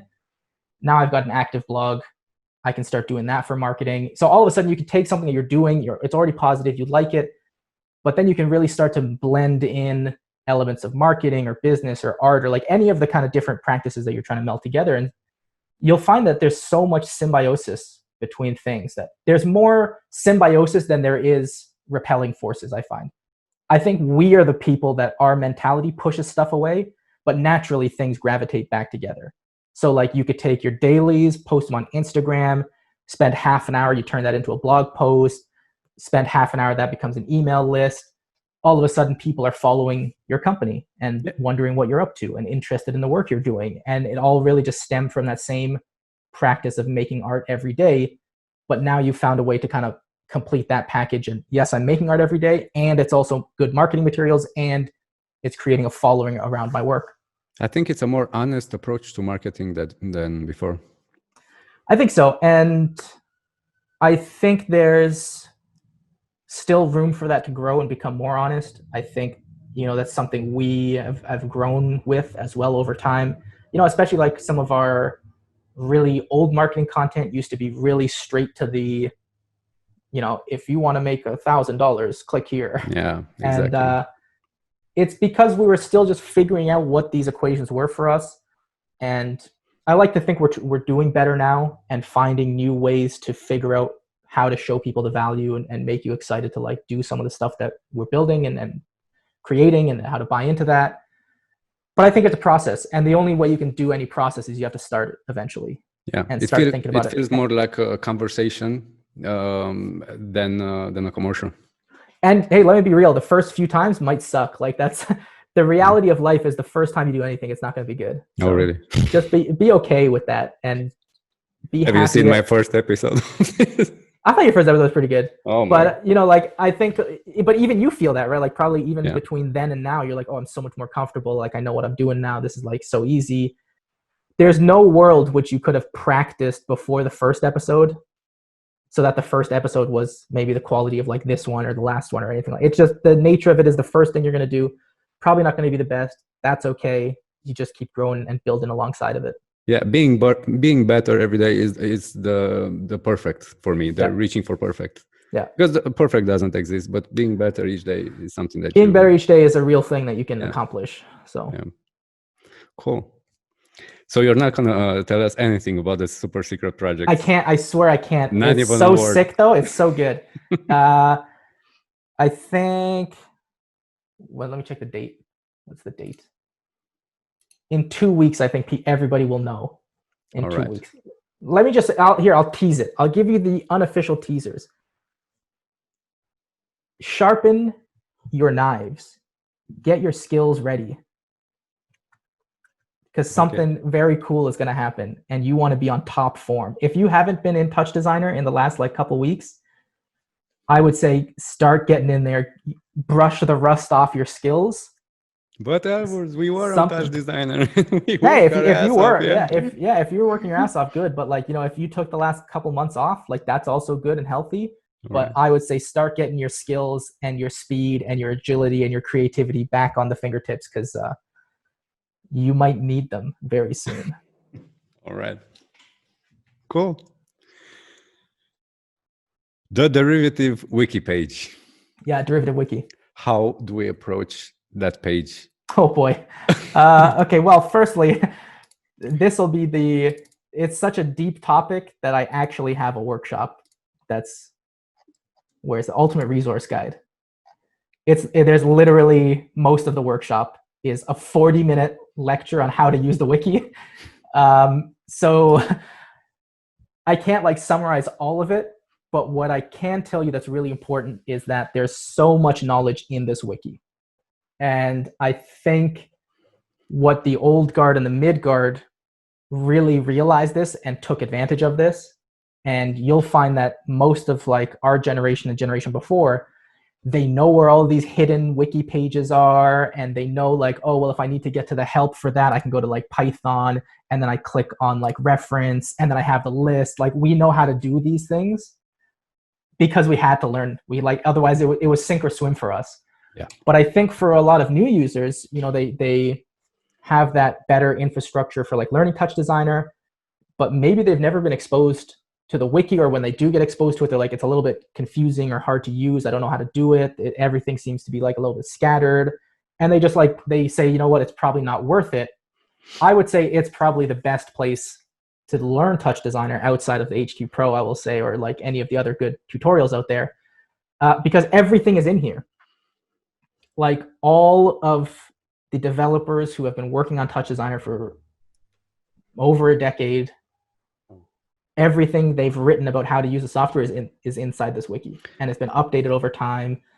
And you just have to be okay being lost in here. Yeah. Can we use that 50 minutes a day technique? Yeah, you could use, oh, that would be such a good technique for this. Like basically just say every day I'm just going to go on the wiki and like explore for 15 minutes. And the same way you might explore approaching like Wikipedia, and you like hit the random article of the day. I believe we have that feature somewhere. I saw it before. Where's random? Did I make a random? Somewhere there was a button. Well? See, even I have to review up my little wiki a little bit, but I know there's one in the operator snippets, but I didn't. The operator snippets has a random. I'm pretty sure there's a random somewhere in here too. But like, even just taking that 15 minutes a day to come in and be like, hey, you know what? Like, I've never been inside of this learning Touch Designer area. I was looking for a page 1, page 2, page 3 method, you know, in the wiki. Mm-hmm. I think there's a better method in reading this, like a daily book, something like that. That's a tough one as a daily book. I wouldn't even think of it like a book. I think of it like it's like one of those video games online, and there's just like fog of war everywhere. And every day I just come on and I walk in a different direction to try and reveal a little bit of the fog of war. Yeah, that's a really good analogy. I think that's the good analogy to think about with the wiki, is that you have this giant map that you have a weird interface to, and you're just trying to open up your fog of war a little bit. Like, for example, here's like some really good examples. When you get to the wiki, within one click, there's a page called interoperability, which gives you links to all of the hardware and software protocols. And I think most people don't know this page exists, right? Like, if you were trying to connect anything to Touch Designer, you could easily just come to this page and be like, oh yeah, I'm trying to connect data paths. Click data path, boom, you got a whole page that talks about video device in, tells you how to do it. Then from here, there's other links, like, you know, for AJA, go to the AJA. Then AJA's got a page, and they got some information here. Like, this is the whole like fog of war concept, is just like being comfortable to just look around and, you know, dive through links like this glossary page. Even I don't come here a lot, but there's a lot of like really good like words in here that maybe you didn't know. Like, what is clone immune? Okay, so that's what the clone immune is. We click on immune. Oh man, there's like a whole page here that talks about like the different clone immune states. If you do that for like 15 minutes a day, 10 minutes a day, I think you will build up a practice of learning how the wiki works. And more importantly, I think the result of that is that, similar to like how we did when we were starting our careers, was you'll find ways to answer your own questions by knowing how to look around the wiki for answers. Because the unfortunate reality is you can't just come up here and search for stuff and say like, you know, it's not like a Google search or a YouTube search, like how to do blending. No, that's the forum. That's the forum. This won't do anything here. You really need to know some of the keywords or know that there maybe is a page that exists. Like, for example, like my understanding of the wiki is big enough now that even if I don't exactly know what's behind Fog of War, I know that there's probably something like, a page about network protocols. There's probably going to be one called, where is it? Network protocols. This is a good one I like a lot.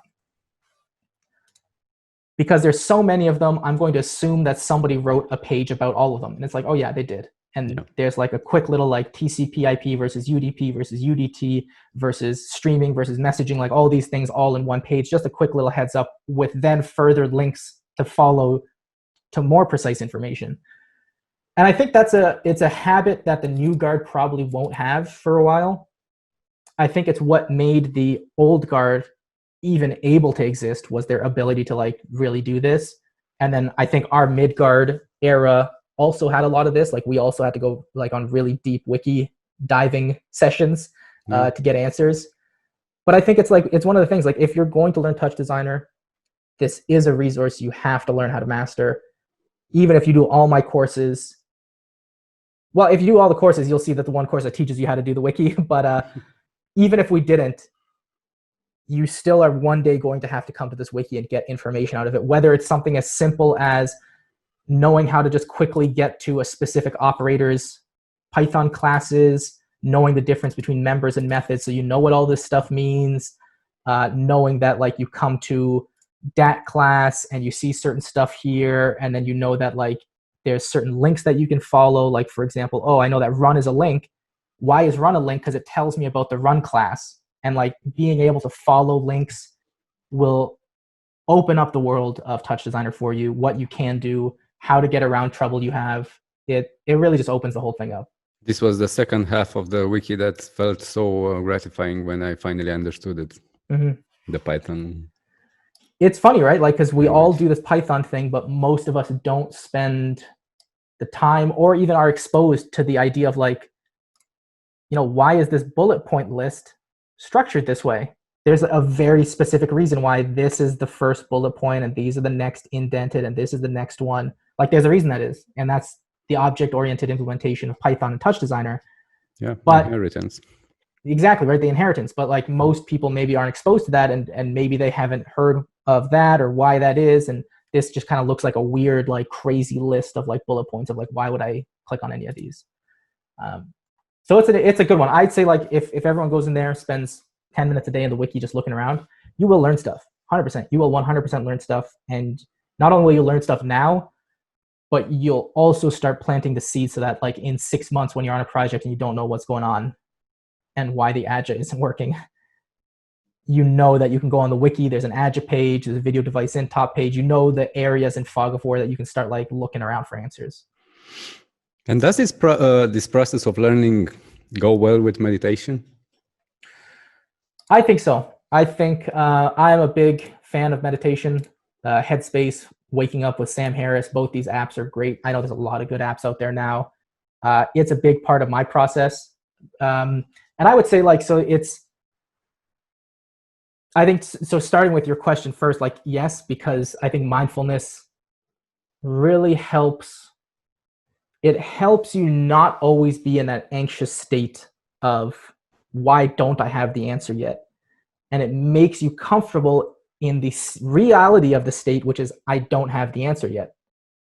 And the difference maybe seems very small between why don't I have the answer yet and just I don't have the answer yet. But the reality of the difference and the experience of that difference is huge, because why don't I have the answer yet is a person who's disappointed with themselves, who's agitated, who's getting frustrated. And that's then a person who's not going to be happy working, who's not going to get their work done, et cetera, probably going to be like a little bit mean to their teammates. And then the person who says, I don't have an answer yet, is the person who's calm, collected, probably not getting frustrated, probably still going to be very pleasant with their team. And I think that is what mindfulness really brings to your mentality and to your approach to life in general, is this separation between all the noise in your head, the future, the past, all this kind of like everything that pulls and pushes you apart on a daily basis. And like, you know, your mind feels like one of those stretchy toffee candies, and the future is pulling in one direction, the past is pulling in another direction, client demands are pulling it this way, you know, family stuff is pulling it this way, like everything is pulling at this thing. And if everything keeps pulling, the toffee, the candy breaks, right? It just snaps in half. Yes, because I think what you're saying is you're pulled from everybody, and you just have to stop reacting to things and just acting and deciding, yeah, I'm going to give myself some space, some time to think about this, and then answer. I'm not perfect. I don't have to have an answer for everything right now. Yeah, it brings a state of calm. It does, and it really helps you take the hands that are pulling you off. Because when you start practicing, and you know, people, I think it's becoming better now. Like I think people used to think meditation was like this thing that, you know, dudes with giant beards and like who never take showers, that's like meditation. And it's like some hippie stuff, and like, you know, that, but it's really not. Like the science is proven meditation and mindfulness are both skills that really do have positive benefits on your psychology and on your like your neuro pathways. And it's not a spiritual thing. Like you're not like praying, you know, I'm an atheist. I'm not like praying to God when I'm doing my meditations. Like it's all about you. I you know, I really enjoy the way sports psychology approaches mindfulness, because it's a huge part of high performance psychology, which is that mindfulness is the first step. You can't even do the other high performance stuff until you are mindful, because to them, they explain it very well, which is mindfulness is a very pointed type of attention that you train in yourself. And to be mindful is to have your attention mostly on the present, mostly on this moment, the experience of now, what you're working on. And you can see, so you can start to see all the links back to like deep work, right? Like deep work is about being focused and being in the now. Mindfulness is about letting go of all this other stuff around you so that you can kind of be in that now moment, experience life. Sports psychology uses that as the basis of like, well, first, before you can even talk about how to be a high performance person and like an Olympic level athlete or anything like that, you first have to become aware of yourself. You need to train your attention. So not only can you be aware of yourself and your environment, but also when you say, now I'm going to play basketball, or now I'm going to like code this shader, that you can point your full attention at that thing. Yes. And mindfulness is kind of, it's a big thing, I think. And meditation is just like one technique that really helps train your mindfulness. But I think it's one of the ones that's really been well developed in like the apps and the resources that are available online. Like I started with Headspace probably about like 6 years ago. Yeah, but why use an app? Where does an app come into the meditation process? For me, they were really great in just having the guided meditation help me figure out what this all is. Because, you know, I have a super crazy noisy head. You know, like when we're talking about like when I pick a thing, I'm like, I'm going to win that thing. Yeah, you push yourself. Yeah. That comes with constant just voices yelling in my head, like, we need to do this now. You got to do this in 30 minutes. You got to do this in 1 hour. And like that is constantly, that's my natural state. And it's hard for me to then like get into this practice about like sitting still and just like taking breaths and like feel your breath and what does your body feel like right now? You know, like these kind of things are not easy for me to even like do. So what I like about a lot of the apps, and you know, Headspace is a good one that I started on. Now I'm using more of Sam Harris's Waking Up app. What they do is, on the one hand, they really help build up that repeat behavior we're talking about, because they're all created in a sense where it starts with like these mini 10 minutes a day sessions. You know, they have notifications to help you like remind you. So even they're helping you create this repeat behavior pattern, because that's the most important part of meditation, I think, and mindfulness is, you know, I tell this to people, if you did 10 hours of meditation in one day, that's not as good as if you did 10 minutes every day for a month. Even if 10 same minutes, like music, yeah. Same like music, same like exercise, like it's all the same. You need to just do it a little bit over a long period of time, and then you're really going to start seeing some value. And I think what these apps really help do is they help you build that repeat behavior pattern. They start at some point like on lesson 1, and then they go up to like lesson 50. They're all like 10 minutes, and they kind of gradually build on the complexity and help explain what's happening, why these new things, what you might be feeling. And I think that, like, you know, you could definitely read books about it. I think this is one of those things that really does take a good advantage of like the app nature of our kind of behaviors. Like we like apps.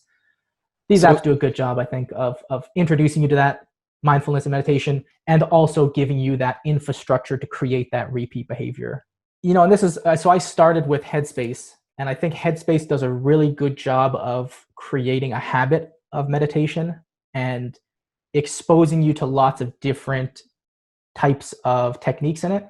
But I find Headspace never really goes too deep into the actual like technique. Like it's really about the practice of doing it, about the feeling of doing it, and introducing that into your life. Waking up, I find, maybe isn't as good for beginners because Sam Harris is like a neuroscientist. So immediately from the beginning, he's like really talking deeply about these techniques and like why your brain is acting this way.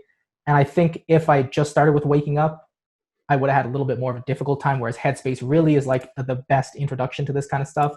Waking up is a bit more science like approach to it, and approach of like the neuroscience of the mind. But I think what you're saying is very true, and I think Sam Harris says this really well, is what mindfulness helps you do can easily be summarized in a good example he gives, where normally something happens and within 1 second you get angry and you do something about it, and only later you realize I made a terrible mistake because I got angry at this like situation. And if you practice that act of mindfulness and you're doing like stuff like meditation or however you want to practice your mindfulness, all of a sudden the 1 second gap between anger and response becomes a 10-second gap. And 10 seconds is enough to change your mind and like not make a terrible mistake in your life just because you're angry. Yes. And I think that's like an interesting way to approach the benefits of it, is like it gives you this buffer. And actually, well, that technique is called cognitive diffusion, which is this idea of separating the things you hear in your mind. So the content, they call it the content, from truth and reality, because the words in your head are not reality. They're just chemical responses happening to sensory inputs and behavior accumulated over time. Like it's there's like no magical omnipotent like all-knowing force in here that like knows stuff that I don't. Like it's all but if it's you who's speaking, who's listening then? Right. Yeah, there's a lot of crazy questions you can ask. But I think that's the part of mindfulness that I think is really interesting, right? It separates this idea of like the voices in my head are just reactions, and I, like we were saying earlier, like you don't have to engage with these things trying to pull your attention away. And instead you gain that power of like focusing your attention, and the results of that are like what we were saying, which is like you're going to be calmer. You're going to be more like, when I do a meditation session, I'm super relaxed afterwards, like just unbelievably just chilled out. But I don't do it because I want to be chilled out. That's just a byproduct. I think being relaxed is one byproduct and one result of it, but there are so many, like, you know, like we were saying, like being able to make better decisions in the heat of the moment because you won't be as reactive, having less kind of noise in your head that accumulates, which oftentimes like overwhelms and stresses people, being more relaxed in general. There's just, the list goes on, like being more productive, being able to work more focused, like all these things are just the benefits of mindfulness meditation and any kind of mindfulness practice, I think. And it's been a huge thing for me. Like I'm a crazy person. Like we were saying, like that drive in me to always conquer. It's not Care Bears, you know, like it's not like happy, fluffy thoughts in my mind all the time. It's literally just combat in my brain. Like I wake up and I just want to fight till I go to sleep. And the only way that mentality fits in with like the cheery, smiley Elburz that you see on camera is that I know that I can disengage, and I know the thoughts in my head aren't the truth all the time. I can choose to engage with those combat related thoughts and like, you know, push for something that I want, but I also know that I don't have to, and they don't control me, right? Like I'm just this person experiencing life, and that's all there is. That's all there is, right? Like, so I think this has been like, if I didn't have, and I started this, like I was saying, like a long time ago. So if my interactive career has been like a decade now, about like 2 or 3 years in, I started doing mindfulness. And I've been doing it since, like every single day, multiple times a day, because it's that effective at helping me like stay on track and be focused and not get overwhelmed and not go into like a blood rage for no reason, just because of my combative and competitive spirit. So I highly recommend it. I think it's on the same level with deep work, where deep work changed my work life, mindfulness changed just my regular life in that positive sense. Yeah. I think this is why you recommended me that Sartre. Oh, book. yes, that book. Yeah. That's my favorite book. Because he said the man is condemned to be free, right? Because boy, that's once thrown into the world, he's responsible for everything that he does. Oh, geez, right? That is fire. Yeah. When I see on Instagram like those quotes, they're always like the happy, fluffy, inspirational quotes.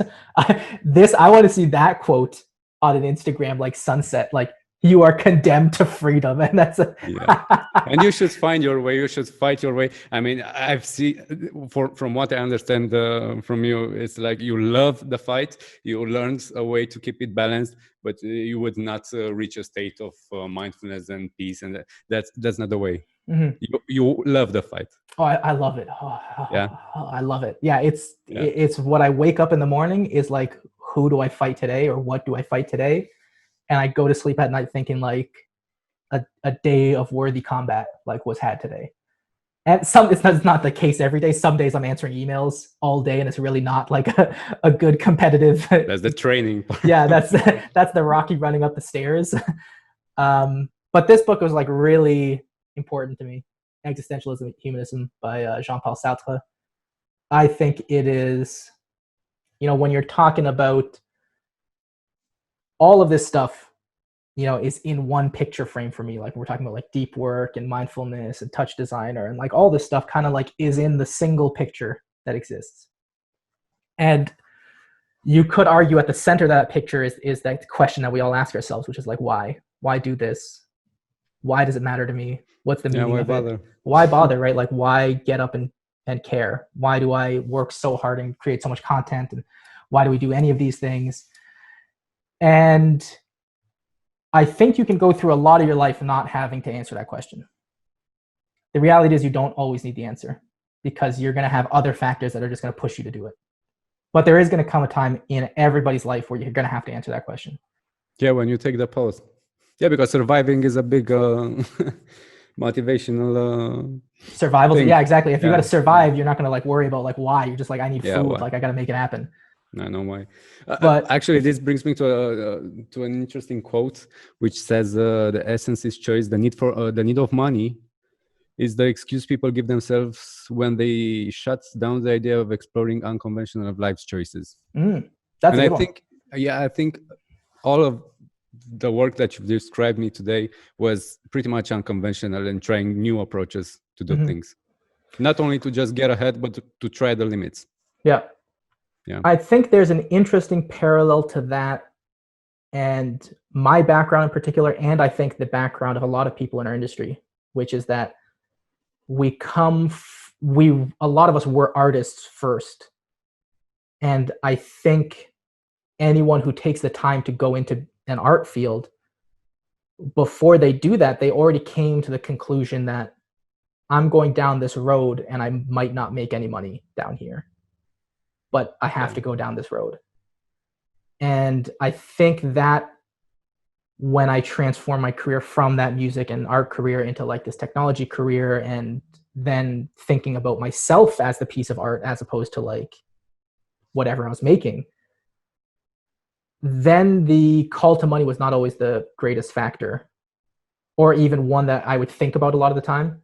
So like, when I would read books, I'm not only reading books that are going to be directly helpful to me in my career. Like I like reading random books. One of my favorite things to do, and I used to do this all the time when I was living in Bangkok for a couple of years, I would just go to the bookstore with no real reason to go to the bookstore, no idea what book I wanted to buy. And I would just walk around and just like walk up to a shelf and like pick up a book. And I'll be like, I'm going to buy this book and I'm going to read this book.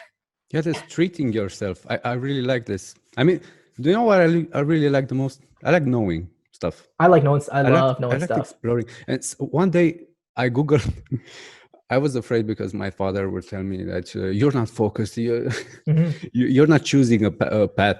My father is a pilot. He's a great pilot. He was a sportive pilot. They did acrobatics. Oh, cool. Yeah, he was. They were the 4 best of our country, and he was focused, right? One mind, one thing. He was he still is a pilot, a commercial pilot, but he's always been a pilot. Mm-hmm. He has a lot of hobbies, but this was the thing. And I really wasn't like that, growing up. I like to try things. And one day I Googled, is it wrong to have too many passions? Because I felt scared that whenever I would choose a path, I'd stop. I've come to a halt and I was panicking. So I've discovered that I like to start 2 or 3 at a time, and they would shift and transform and bind into another. That starting 3 or 4 things allowed me to go further, not being stressed. Some would fall apart, some would vanish, and I would actually be making progress. And I found this on Google, that actually two types of people: laser focused and fireworks, like sparkle people. Oh, interesting. Their brain is structured to work in the fireworks fashion, not just laser. Yeah. And this happens when you are saying to yourself, oh man, I'm not focused, I'm never gonna be super good at something, or you can relax about that. Yeah, I did. I think that's a good point to have as well, because it even goes back to what we were saying about the teaching videos and finding the balance between like the marketing and the art and all that stuff, because at the end of the day, there's only one picture of you. All these things you do aren't like separate events in time. Like they're all just a part of you. So to like your point, like even when you explore 3 or 4 things, if 2 of them drop away and you don't do them anymore, you could probably still find even tiny bits of value from those things that you can carry on into your other things. There are times when everything just tied up for 3 or 4 years period, that everything you've learned, sideways or not, falls up into common knowledge or helps you. Yeah, absolutely. But that happens from time to time. And I think my life is pretty similar to that. Like I just like doing random stuff.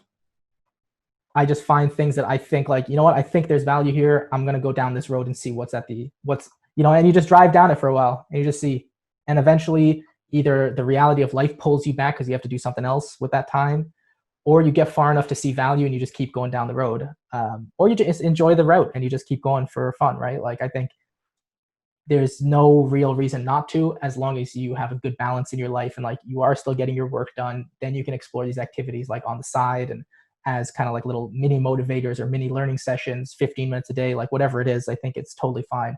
And I think that's really one of the things that Existentialism is a Humanism is an interesting book for me, going back to the why. Because I think when you start doing that stuff, like exactly like what you're saying, it's like, why am I doing this stuff? Right? Like, why am I splitting my time between these things? Why am I always interested in new things? And existentialism, at least like the French existentialism from the late 60s, I think is a really interesting philosophy for life, because it's frightening in some sense that there is nothing bigger out there, that there is nothing beyond our own existence, in the sense of like a heavenly figure is, maybe there's definitely aliens. Let's just put it out there. There's definitely aliens. I agree. There's no God though. So let's that you should just stamp that as the YouTube title. Yeah, but as Ricky Gervais Elburz said, Sorkhabi. Maybe there is God, but there's definitely aliens. Okay. But being an atheist isn't that maybe there is a God, but we still haven't found him, or the could be science. But I think hasn't reached this point. From a frame of life perspective, my mind gravitates toward existentialism, because it is this thought that, and the big thing is existence precedes essence. Is kind of the big tenet of existentialism, which is the idea that we existed before we had a meaning. So you were born and you're thrown into the world, and now you have to get meaning. Whereas when like a knife maker makes a knife, the knife before it's even made has the purpose. It has essence, right? That's the essence. The knife is for cutting. So therefore, when the knife is born, you make the knife, it is for cutting. But people are the opposite. People are born and it's like, well, what's this one going to do? Like, we don't know, what's it going to be in the future? What is it like? What doesn't it like? Like, it's got to figure all this stuff out. And the way that existentialism approaches that thought process is that you are ultimately responsible, right? Like, you have to make that meaning in your life, and choosing that meaning is the act of imbuing something with meaning.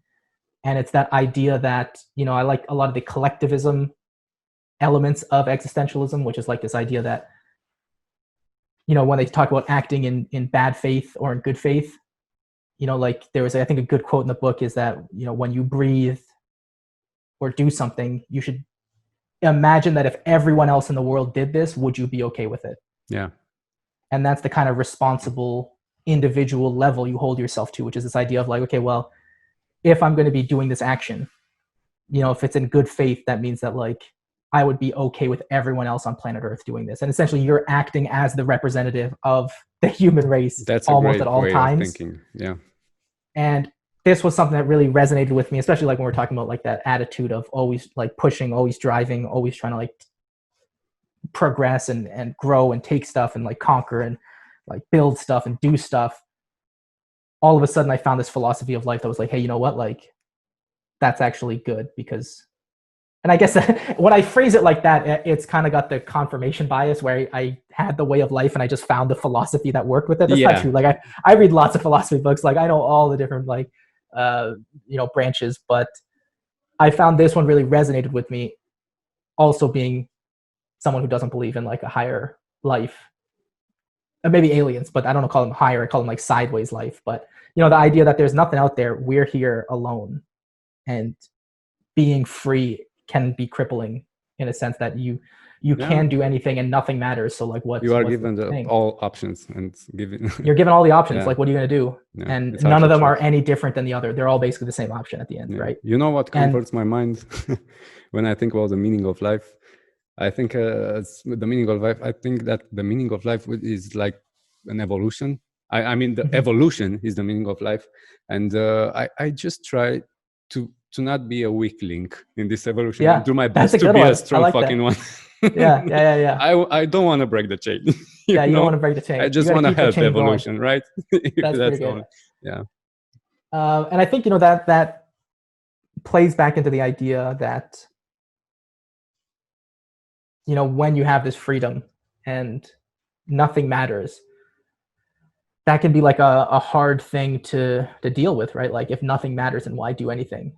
And I think, people like Sartre and Camus, they talked about that idea of the act of doing something, choosing, giving something meaning. That is life. That is the act of living. And that really like played perfectly with my thought process of like, I just want to wake up and like start fighting. Like and I'm like, oh wow, that's okay. That's like my meaning of life is it's just your wake up, find things that I think are valuable and will help myself or people or the community or any of these things and like fight. Right. That's me. And I would love to have 3 lives to do all the things that that are on the top of my list of doing, I would, that'd be fun. Like, I imagine in another life I could be like a flower arranger. Wow. That would be fun. Yeah. Don't you think? Flowers are pretty. If you work in a flower shop, it probably smells amazing all the time. You just like trim flowers and you put them in pots. You make it beautiful. You're like, oh, dude, this is awesome. Like, you're an artist, man. You like compositions.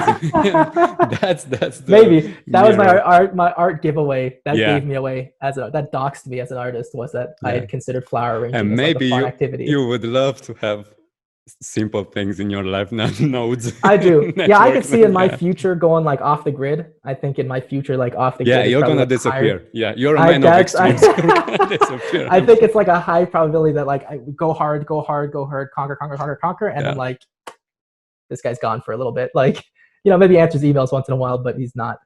Yeah. You'll see the remnants of what he built, but like maybe not him in particular. And how will the world be when you're gonna disappear? I mean, in how will the world be? Yeah. How do you in see technical terms? Wait, you mean like post-corona technical terms? No. In the future, in the media world, the skyscrapers with everything, everything being displayed, and I don't know. It's a tricky one. I think our industry is still like really on the rapid rise. I think the newer talent is coming in stronger and better than ever, which is really exciting to see, like young people who are like 21 doing like awesome projects. I'm like, wow, that's a nice project. When I was 21, I like made a really shitty projection mapping. I don't think there's going to be any immediate slowdown in our industry. Like, I think once COVID kind of passes, everything is going to open and there's going to be more projects than there are people.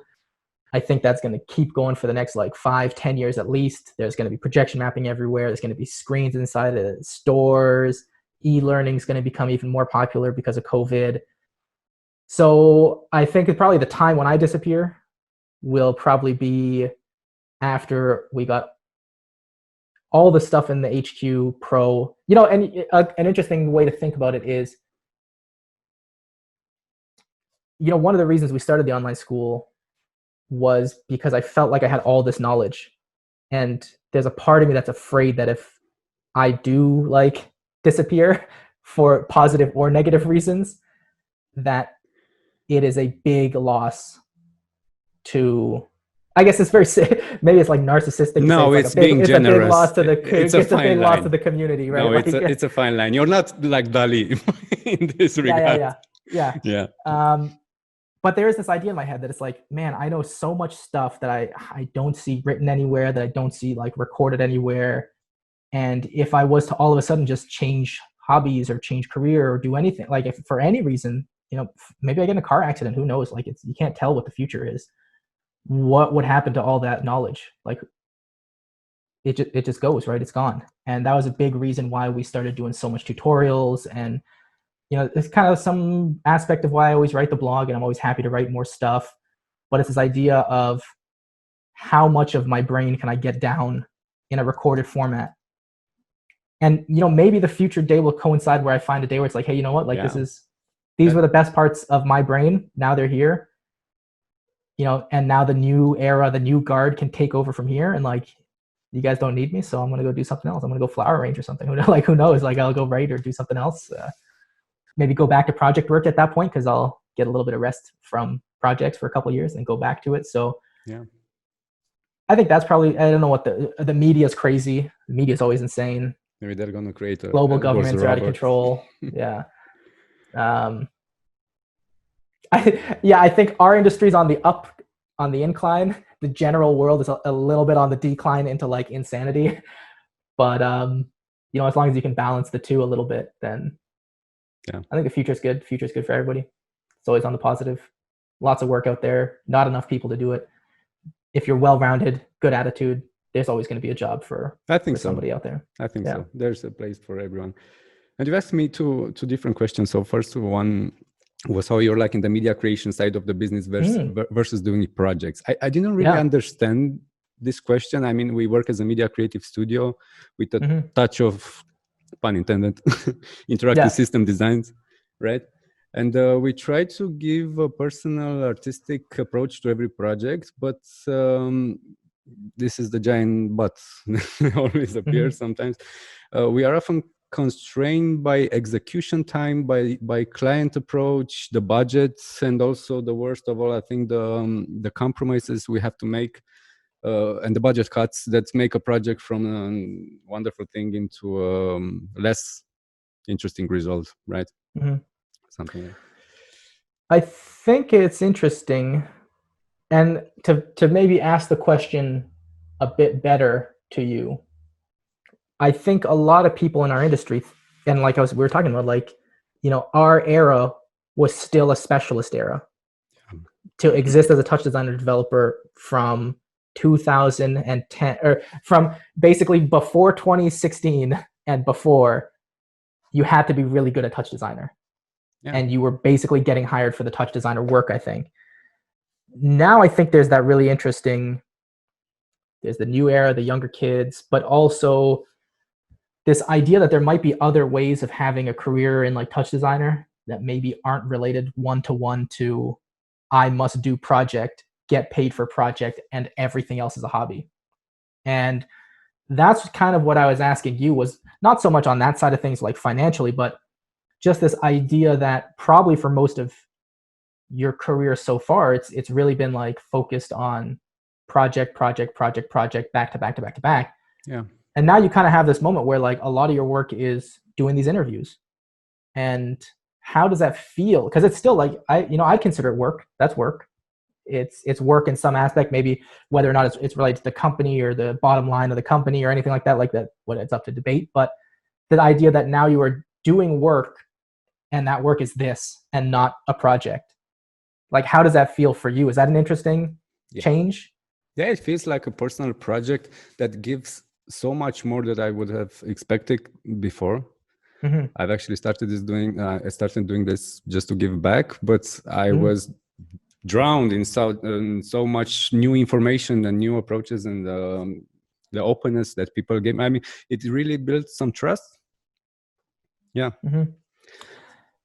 Because I think it's interesting, because I don't think, and like kind of what we were talking about earlier, like 6 years ago, I don't know if this would have worked as well.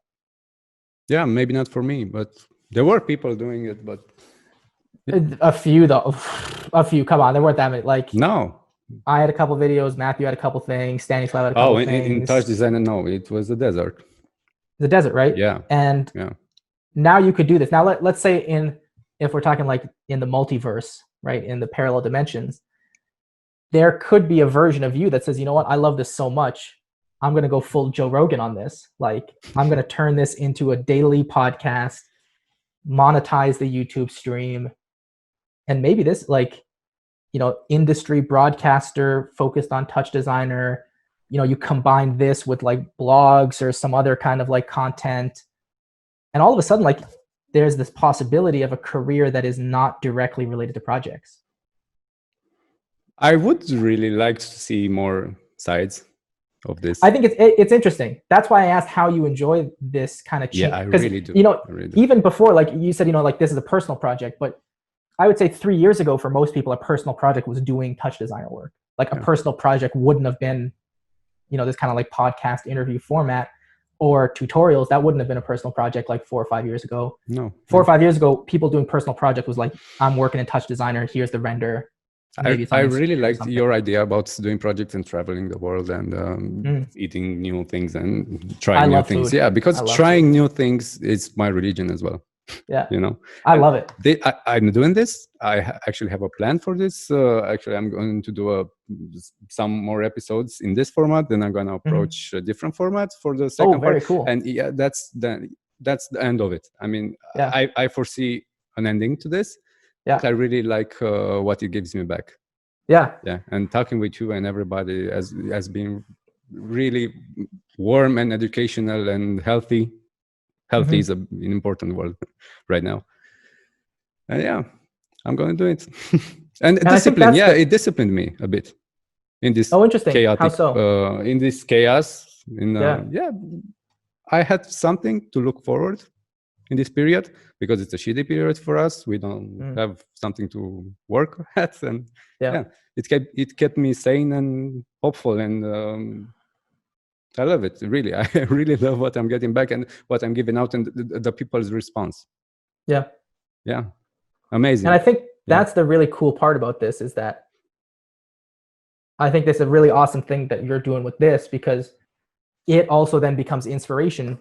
I hope for like the next people that watch this and be like, hey, like, this is something I can do. Like, I could interview these people, and like that could be like a project of mine. And maybe even it could make some money if, you know, I build a community around it and I do a bunch of work for like a couple months, and all of a sudden I'm getting lots of views on YouTube, or we start doing them live. Like this, wow, this could be a whole thing. I think that's why it's really interesting for me, because I feel like me and Matthew, Stanislav, and a couple other guys who were making tutorials during the Midgard era, right? Which was like basically from previous time all the way up to like 2016, 17.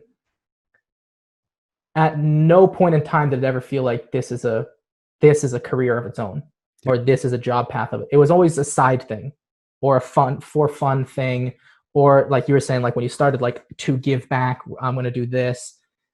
And now I think we live in that newer era where these things could grow into their own full-time projects. I mean, that's what the HQ Pro has become for me, right? Like our online school is now my full-time work, where it started originally years and years ago on the blog as a way to give back, and then with some online workshop videos and in-person workshops as, you know, a way to give back, but also just to make a little bit of extra money for myself. And then all of a sudden it's become this career that I didn't even know existed. I was skeptical, like, you know, and I have like a really amazing business partner who kind of manages on the higher level, like strategy, helps with all the marketing and kind of the direction that we're going in. And, you know, when we, like, cause the HQ Pro is now a year and a couple months old, because we launched it 2019, February, March time. And he's like, hey, you know what we're going to do? We should launch. And it took us months to like build it. But regardless, like it was the idea, he said, we should turn this into a subscription model. We should charge this much, like $150 a month for it. And let's see what we can do with it.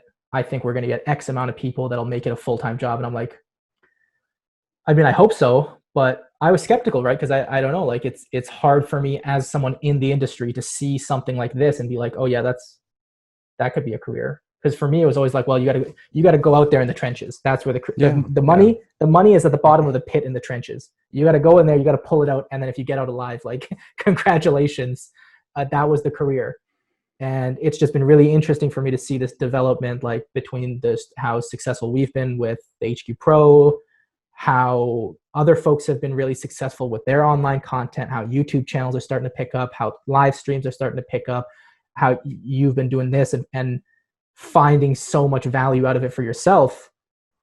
And then it leaves behind an artifact that, like, you know, the next generation can look at and be like, wow, cool. Like, I'm going to make this my full-time thing. Like, I think I'm going to make the Touch Designer podcast or something, right? Like, that'd be awesome. I think that's what's really cool for me. And what's interesting asking you about it is coming from that project life into this content creation life. Like it's interesting, isn't it? Like it's totally different. You know what? I have a background in film school, and I didn't want to use that. I didn't want to make a pretty product and work with huge cameras or something like that. I wanted to feel like everyone else feels, home with this is all I have to work with. And to be honest, not shiny and polished, because I know how to do that. But I knew that there was much essence into the conversation itself, and I shouldn't add so much more, I don't know, marketing or visual effects or something like that. Keep it simple, right? And I haven't thought about the money aspect as well, because I really wanted to give something for free for all the things that I've received for free. So I made a Patreon for whoever wants to contribute, but that wasn't the focus of this thing, and it still isn't. And I would like to go and work on projects, and if this part allows me, this is a new skill. If I have this new skill, I could use it maybe to talk about that project or to mediatize it or something like that. But I don't know if I want to look at it as a future thing, a future career, a future school, or not school, a channel for podcasts. But I have learned in this period to be open to new things and stop judging and labeling stuff. And if it goes that way, if people are responsive and it goes well, why not?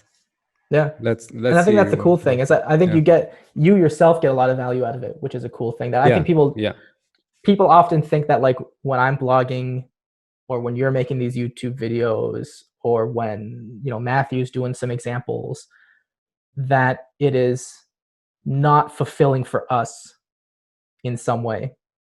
No, but it is. You get a lot of doing these. Matthew loves making examples because it really helps. And usually he makes examples because he's working on something and trying to solve a problem, then it becomes an example. So doing the example helps him kind of work backwards up to the problem he's trying to solve. You know, when I'm doing my blog, it's a really almost cathartic experience, just being able to write about stuff and talk about it, even though I'll be honest, sometimes it's pain, but it's a nice way for me to just get stuff off my mind and onto like a paper. So I think that's like an interesting thing, that I think there's a future for this side of our industry that is kind of underserved right now.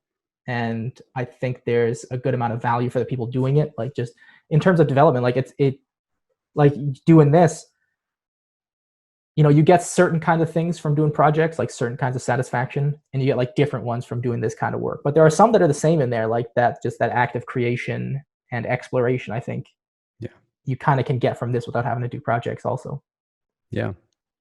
I want to thank you again for helping me and trusting in me.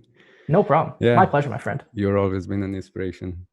Oh, thank you. And I appreciate also that. an example. And I've watched you. A good example? Yeah. Hopefully a good. I'm a good boy on stream. I don't swear. I don't do any of the crazy stuff. I've noticed that. Yeah. I've been wondering why. I have let me tell you, my best skill is my professional filter. Oh. Because if you see me in real life, usually I just swear nonstop. Really?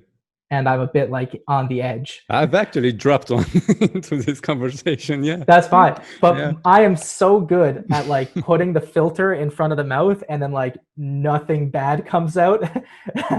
It's like, that's my greatest skill. Because that means I can like talk to clients and not accidentally say the wrong thing, or go on live broadcasts or like Twitch or any of these kind of things and like know that I'm representing as best I can, like whatever I'm doing. But yeah, I'm super good with my professional. Was it hard to train this skill?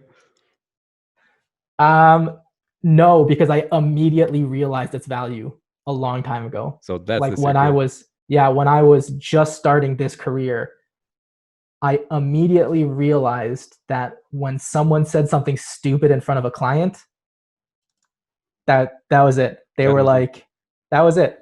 You know, like not that they were over, but like you just lost a lot of respect. No one's going to listen to you anymore. Yeah. You probably won't get called. Maybe you'll get called back, but you're not going to have like the negotiating power that like you would have had. And I was like, you know what? This is the best skill I got to learn right now. Is just know how to stop the words from my mouth when they want to leave. You were just trying to be friendly maybe, or something to be familiar, but that surely has a way of fucking up your... Yeah, I can definitely like mess a lot of that stuff up. So that's also a good pro tip. You know, learn when to STFU on a job site, because sometimes saying nothing is way better than saying anything.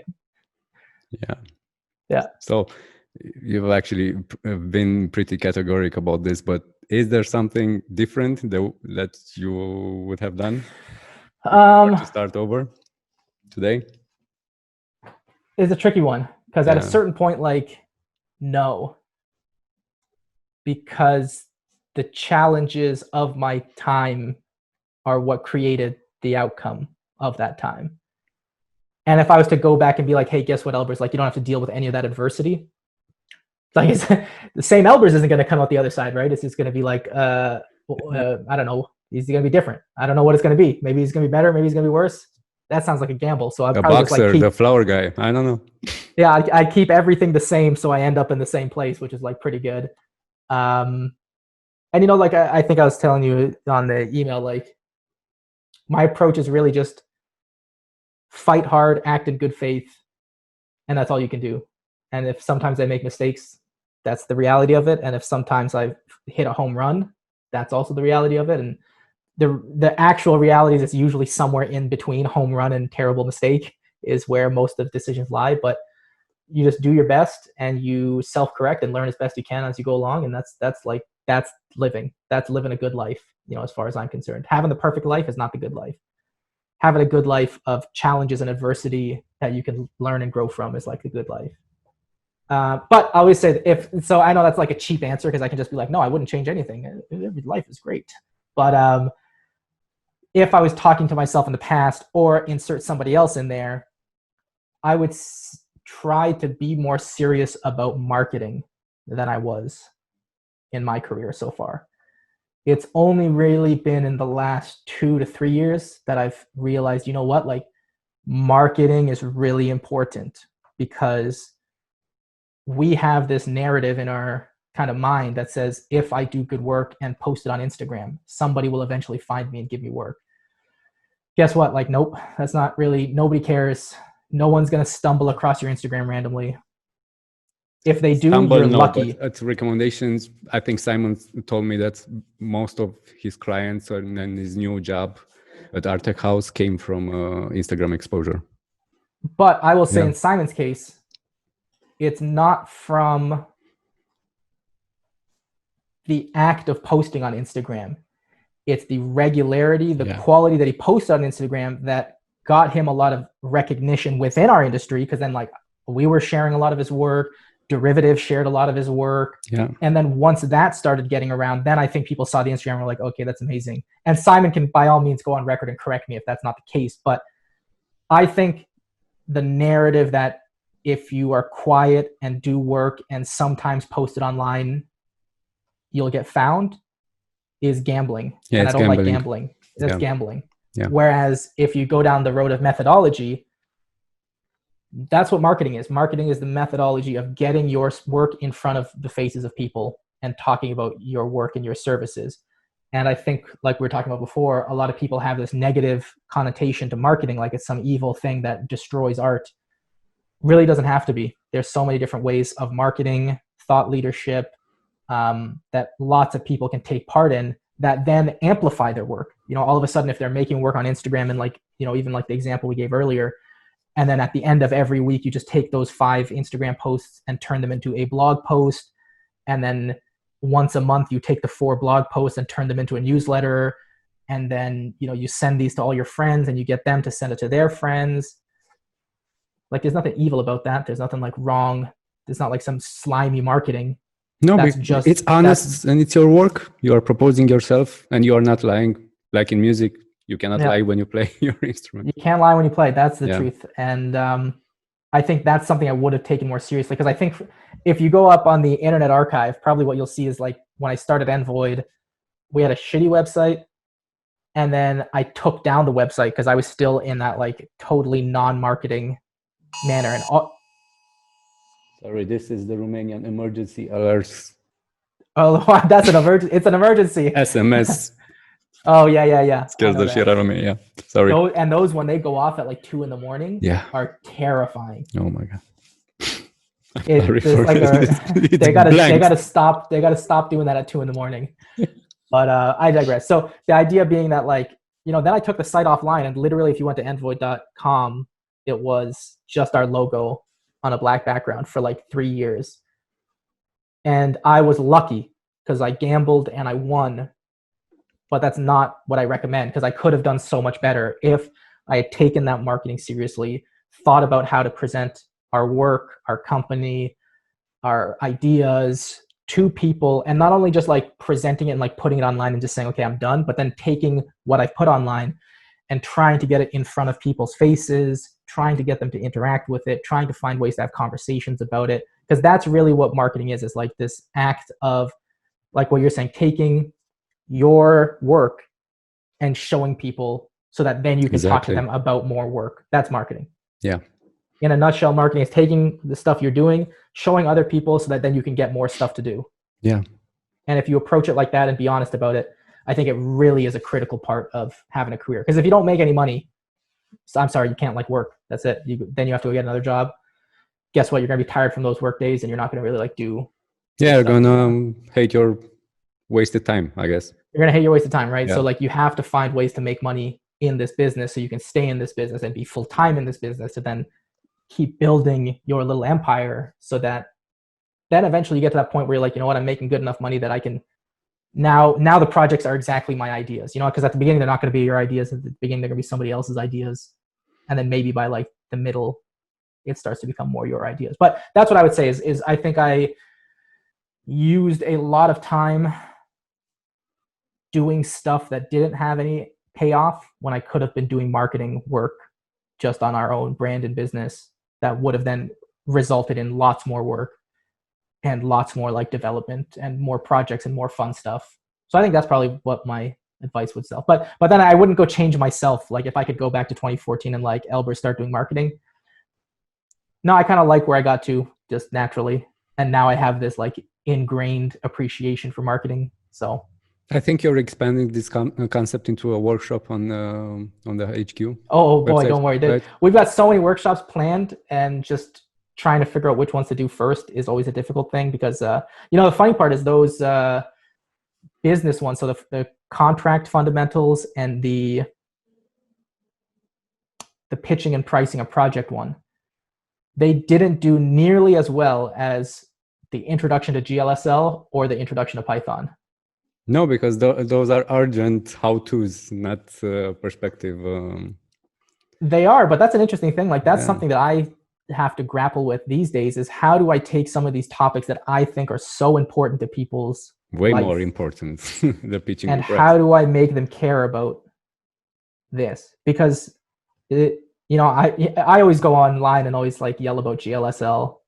I think it's like almost a meme now, but the reality is, if I had GLSL and I made no money, if that was one option, or I didn't know GLSL and I made money, obviously I'm choosing number two. But even though I think most people would choose that,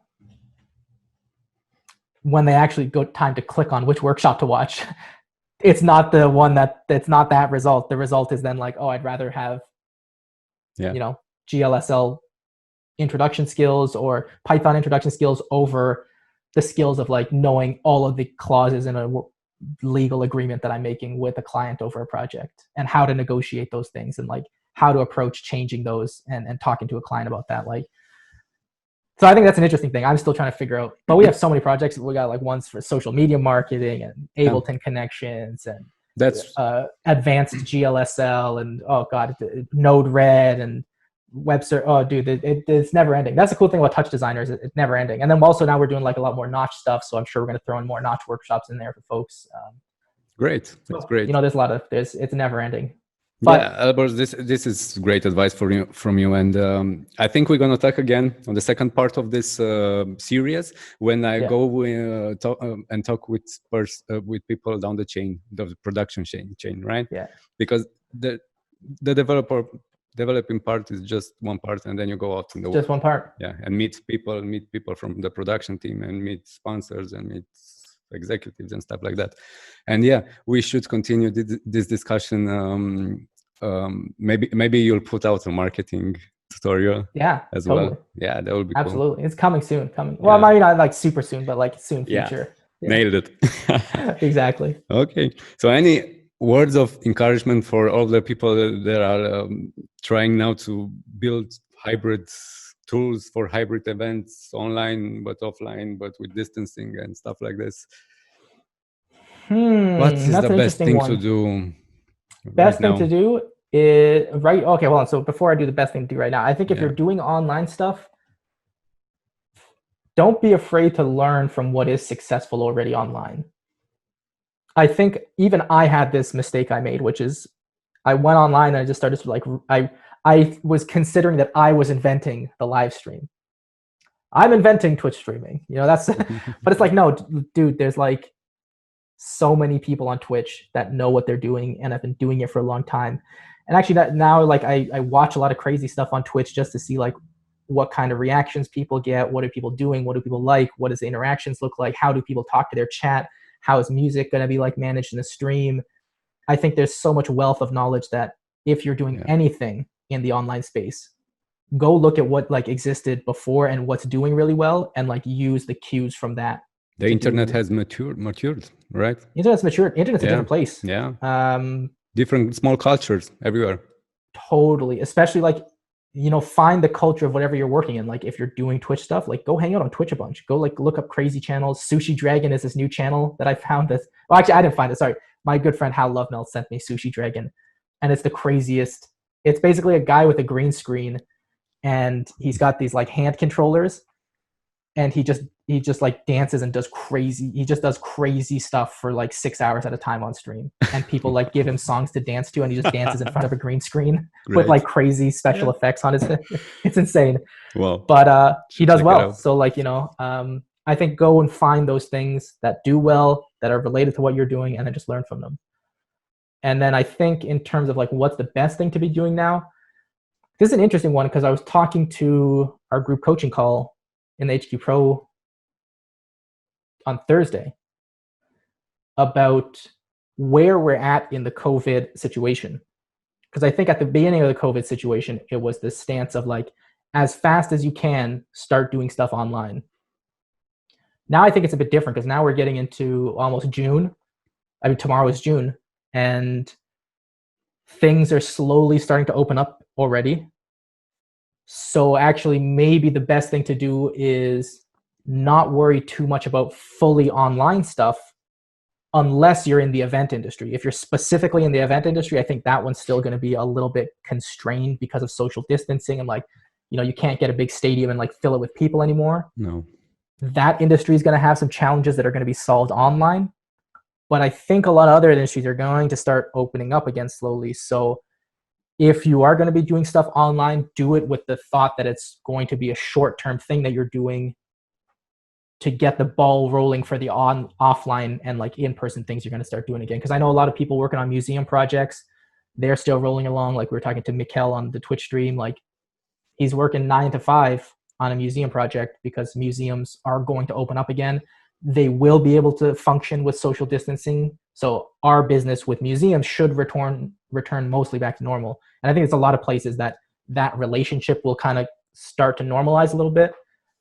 So it's tough. Like if you want to do some online stuff, I think by all means go ahead and do it. Like especially if you're still at home and you just want to do something creative. There's a lot of fun stuff you can do online between live streaming, making content, doing interviews, writing blogs. And if people want to let us know, we like blog posts from guests and stuff like that. Just hit us up. But I think if you're thinking now at the beginning of June about like, oh, let me now pivot my business to online, I would say be careful because I think you're going to spend a lot of energy doing that, but people are really hungry to open up. Yeah. So you could actually go in the wrong, you could spend all this time going online and people are like, oh no, I don't want to do online. Like sure. Stuff's open. Let's go back into the museum. Even if it's social distancing, let's go back in there. So I think unless you're doing it for the long-term or specifically event industry, like music, conferences, I think probably won't be gathering as big these days, or trade shows probably aren't going to be huge. Maybe trade show can get away with social distancing. Hard to say. Those areas, like figure out how to do cool stuff online, virtual production, virtual environments, web interactive, like all that kind of stuff.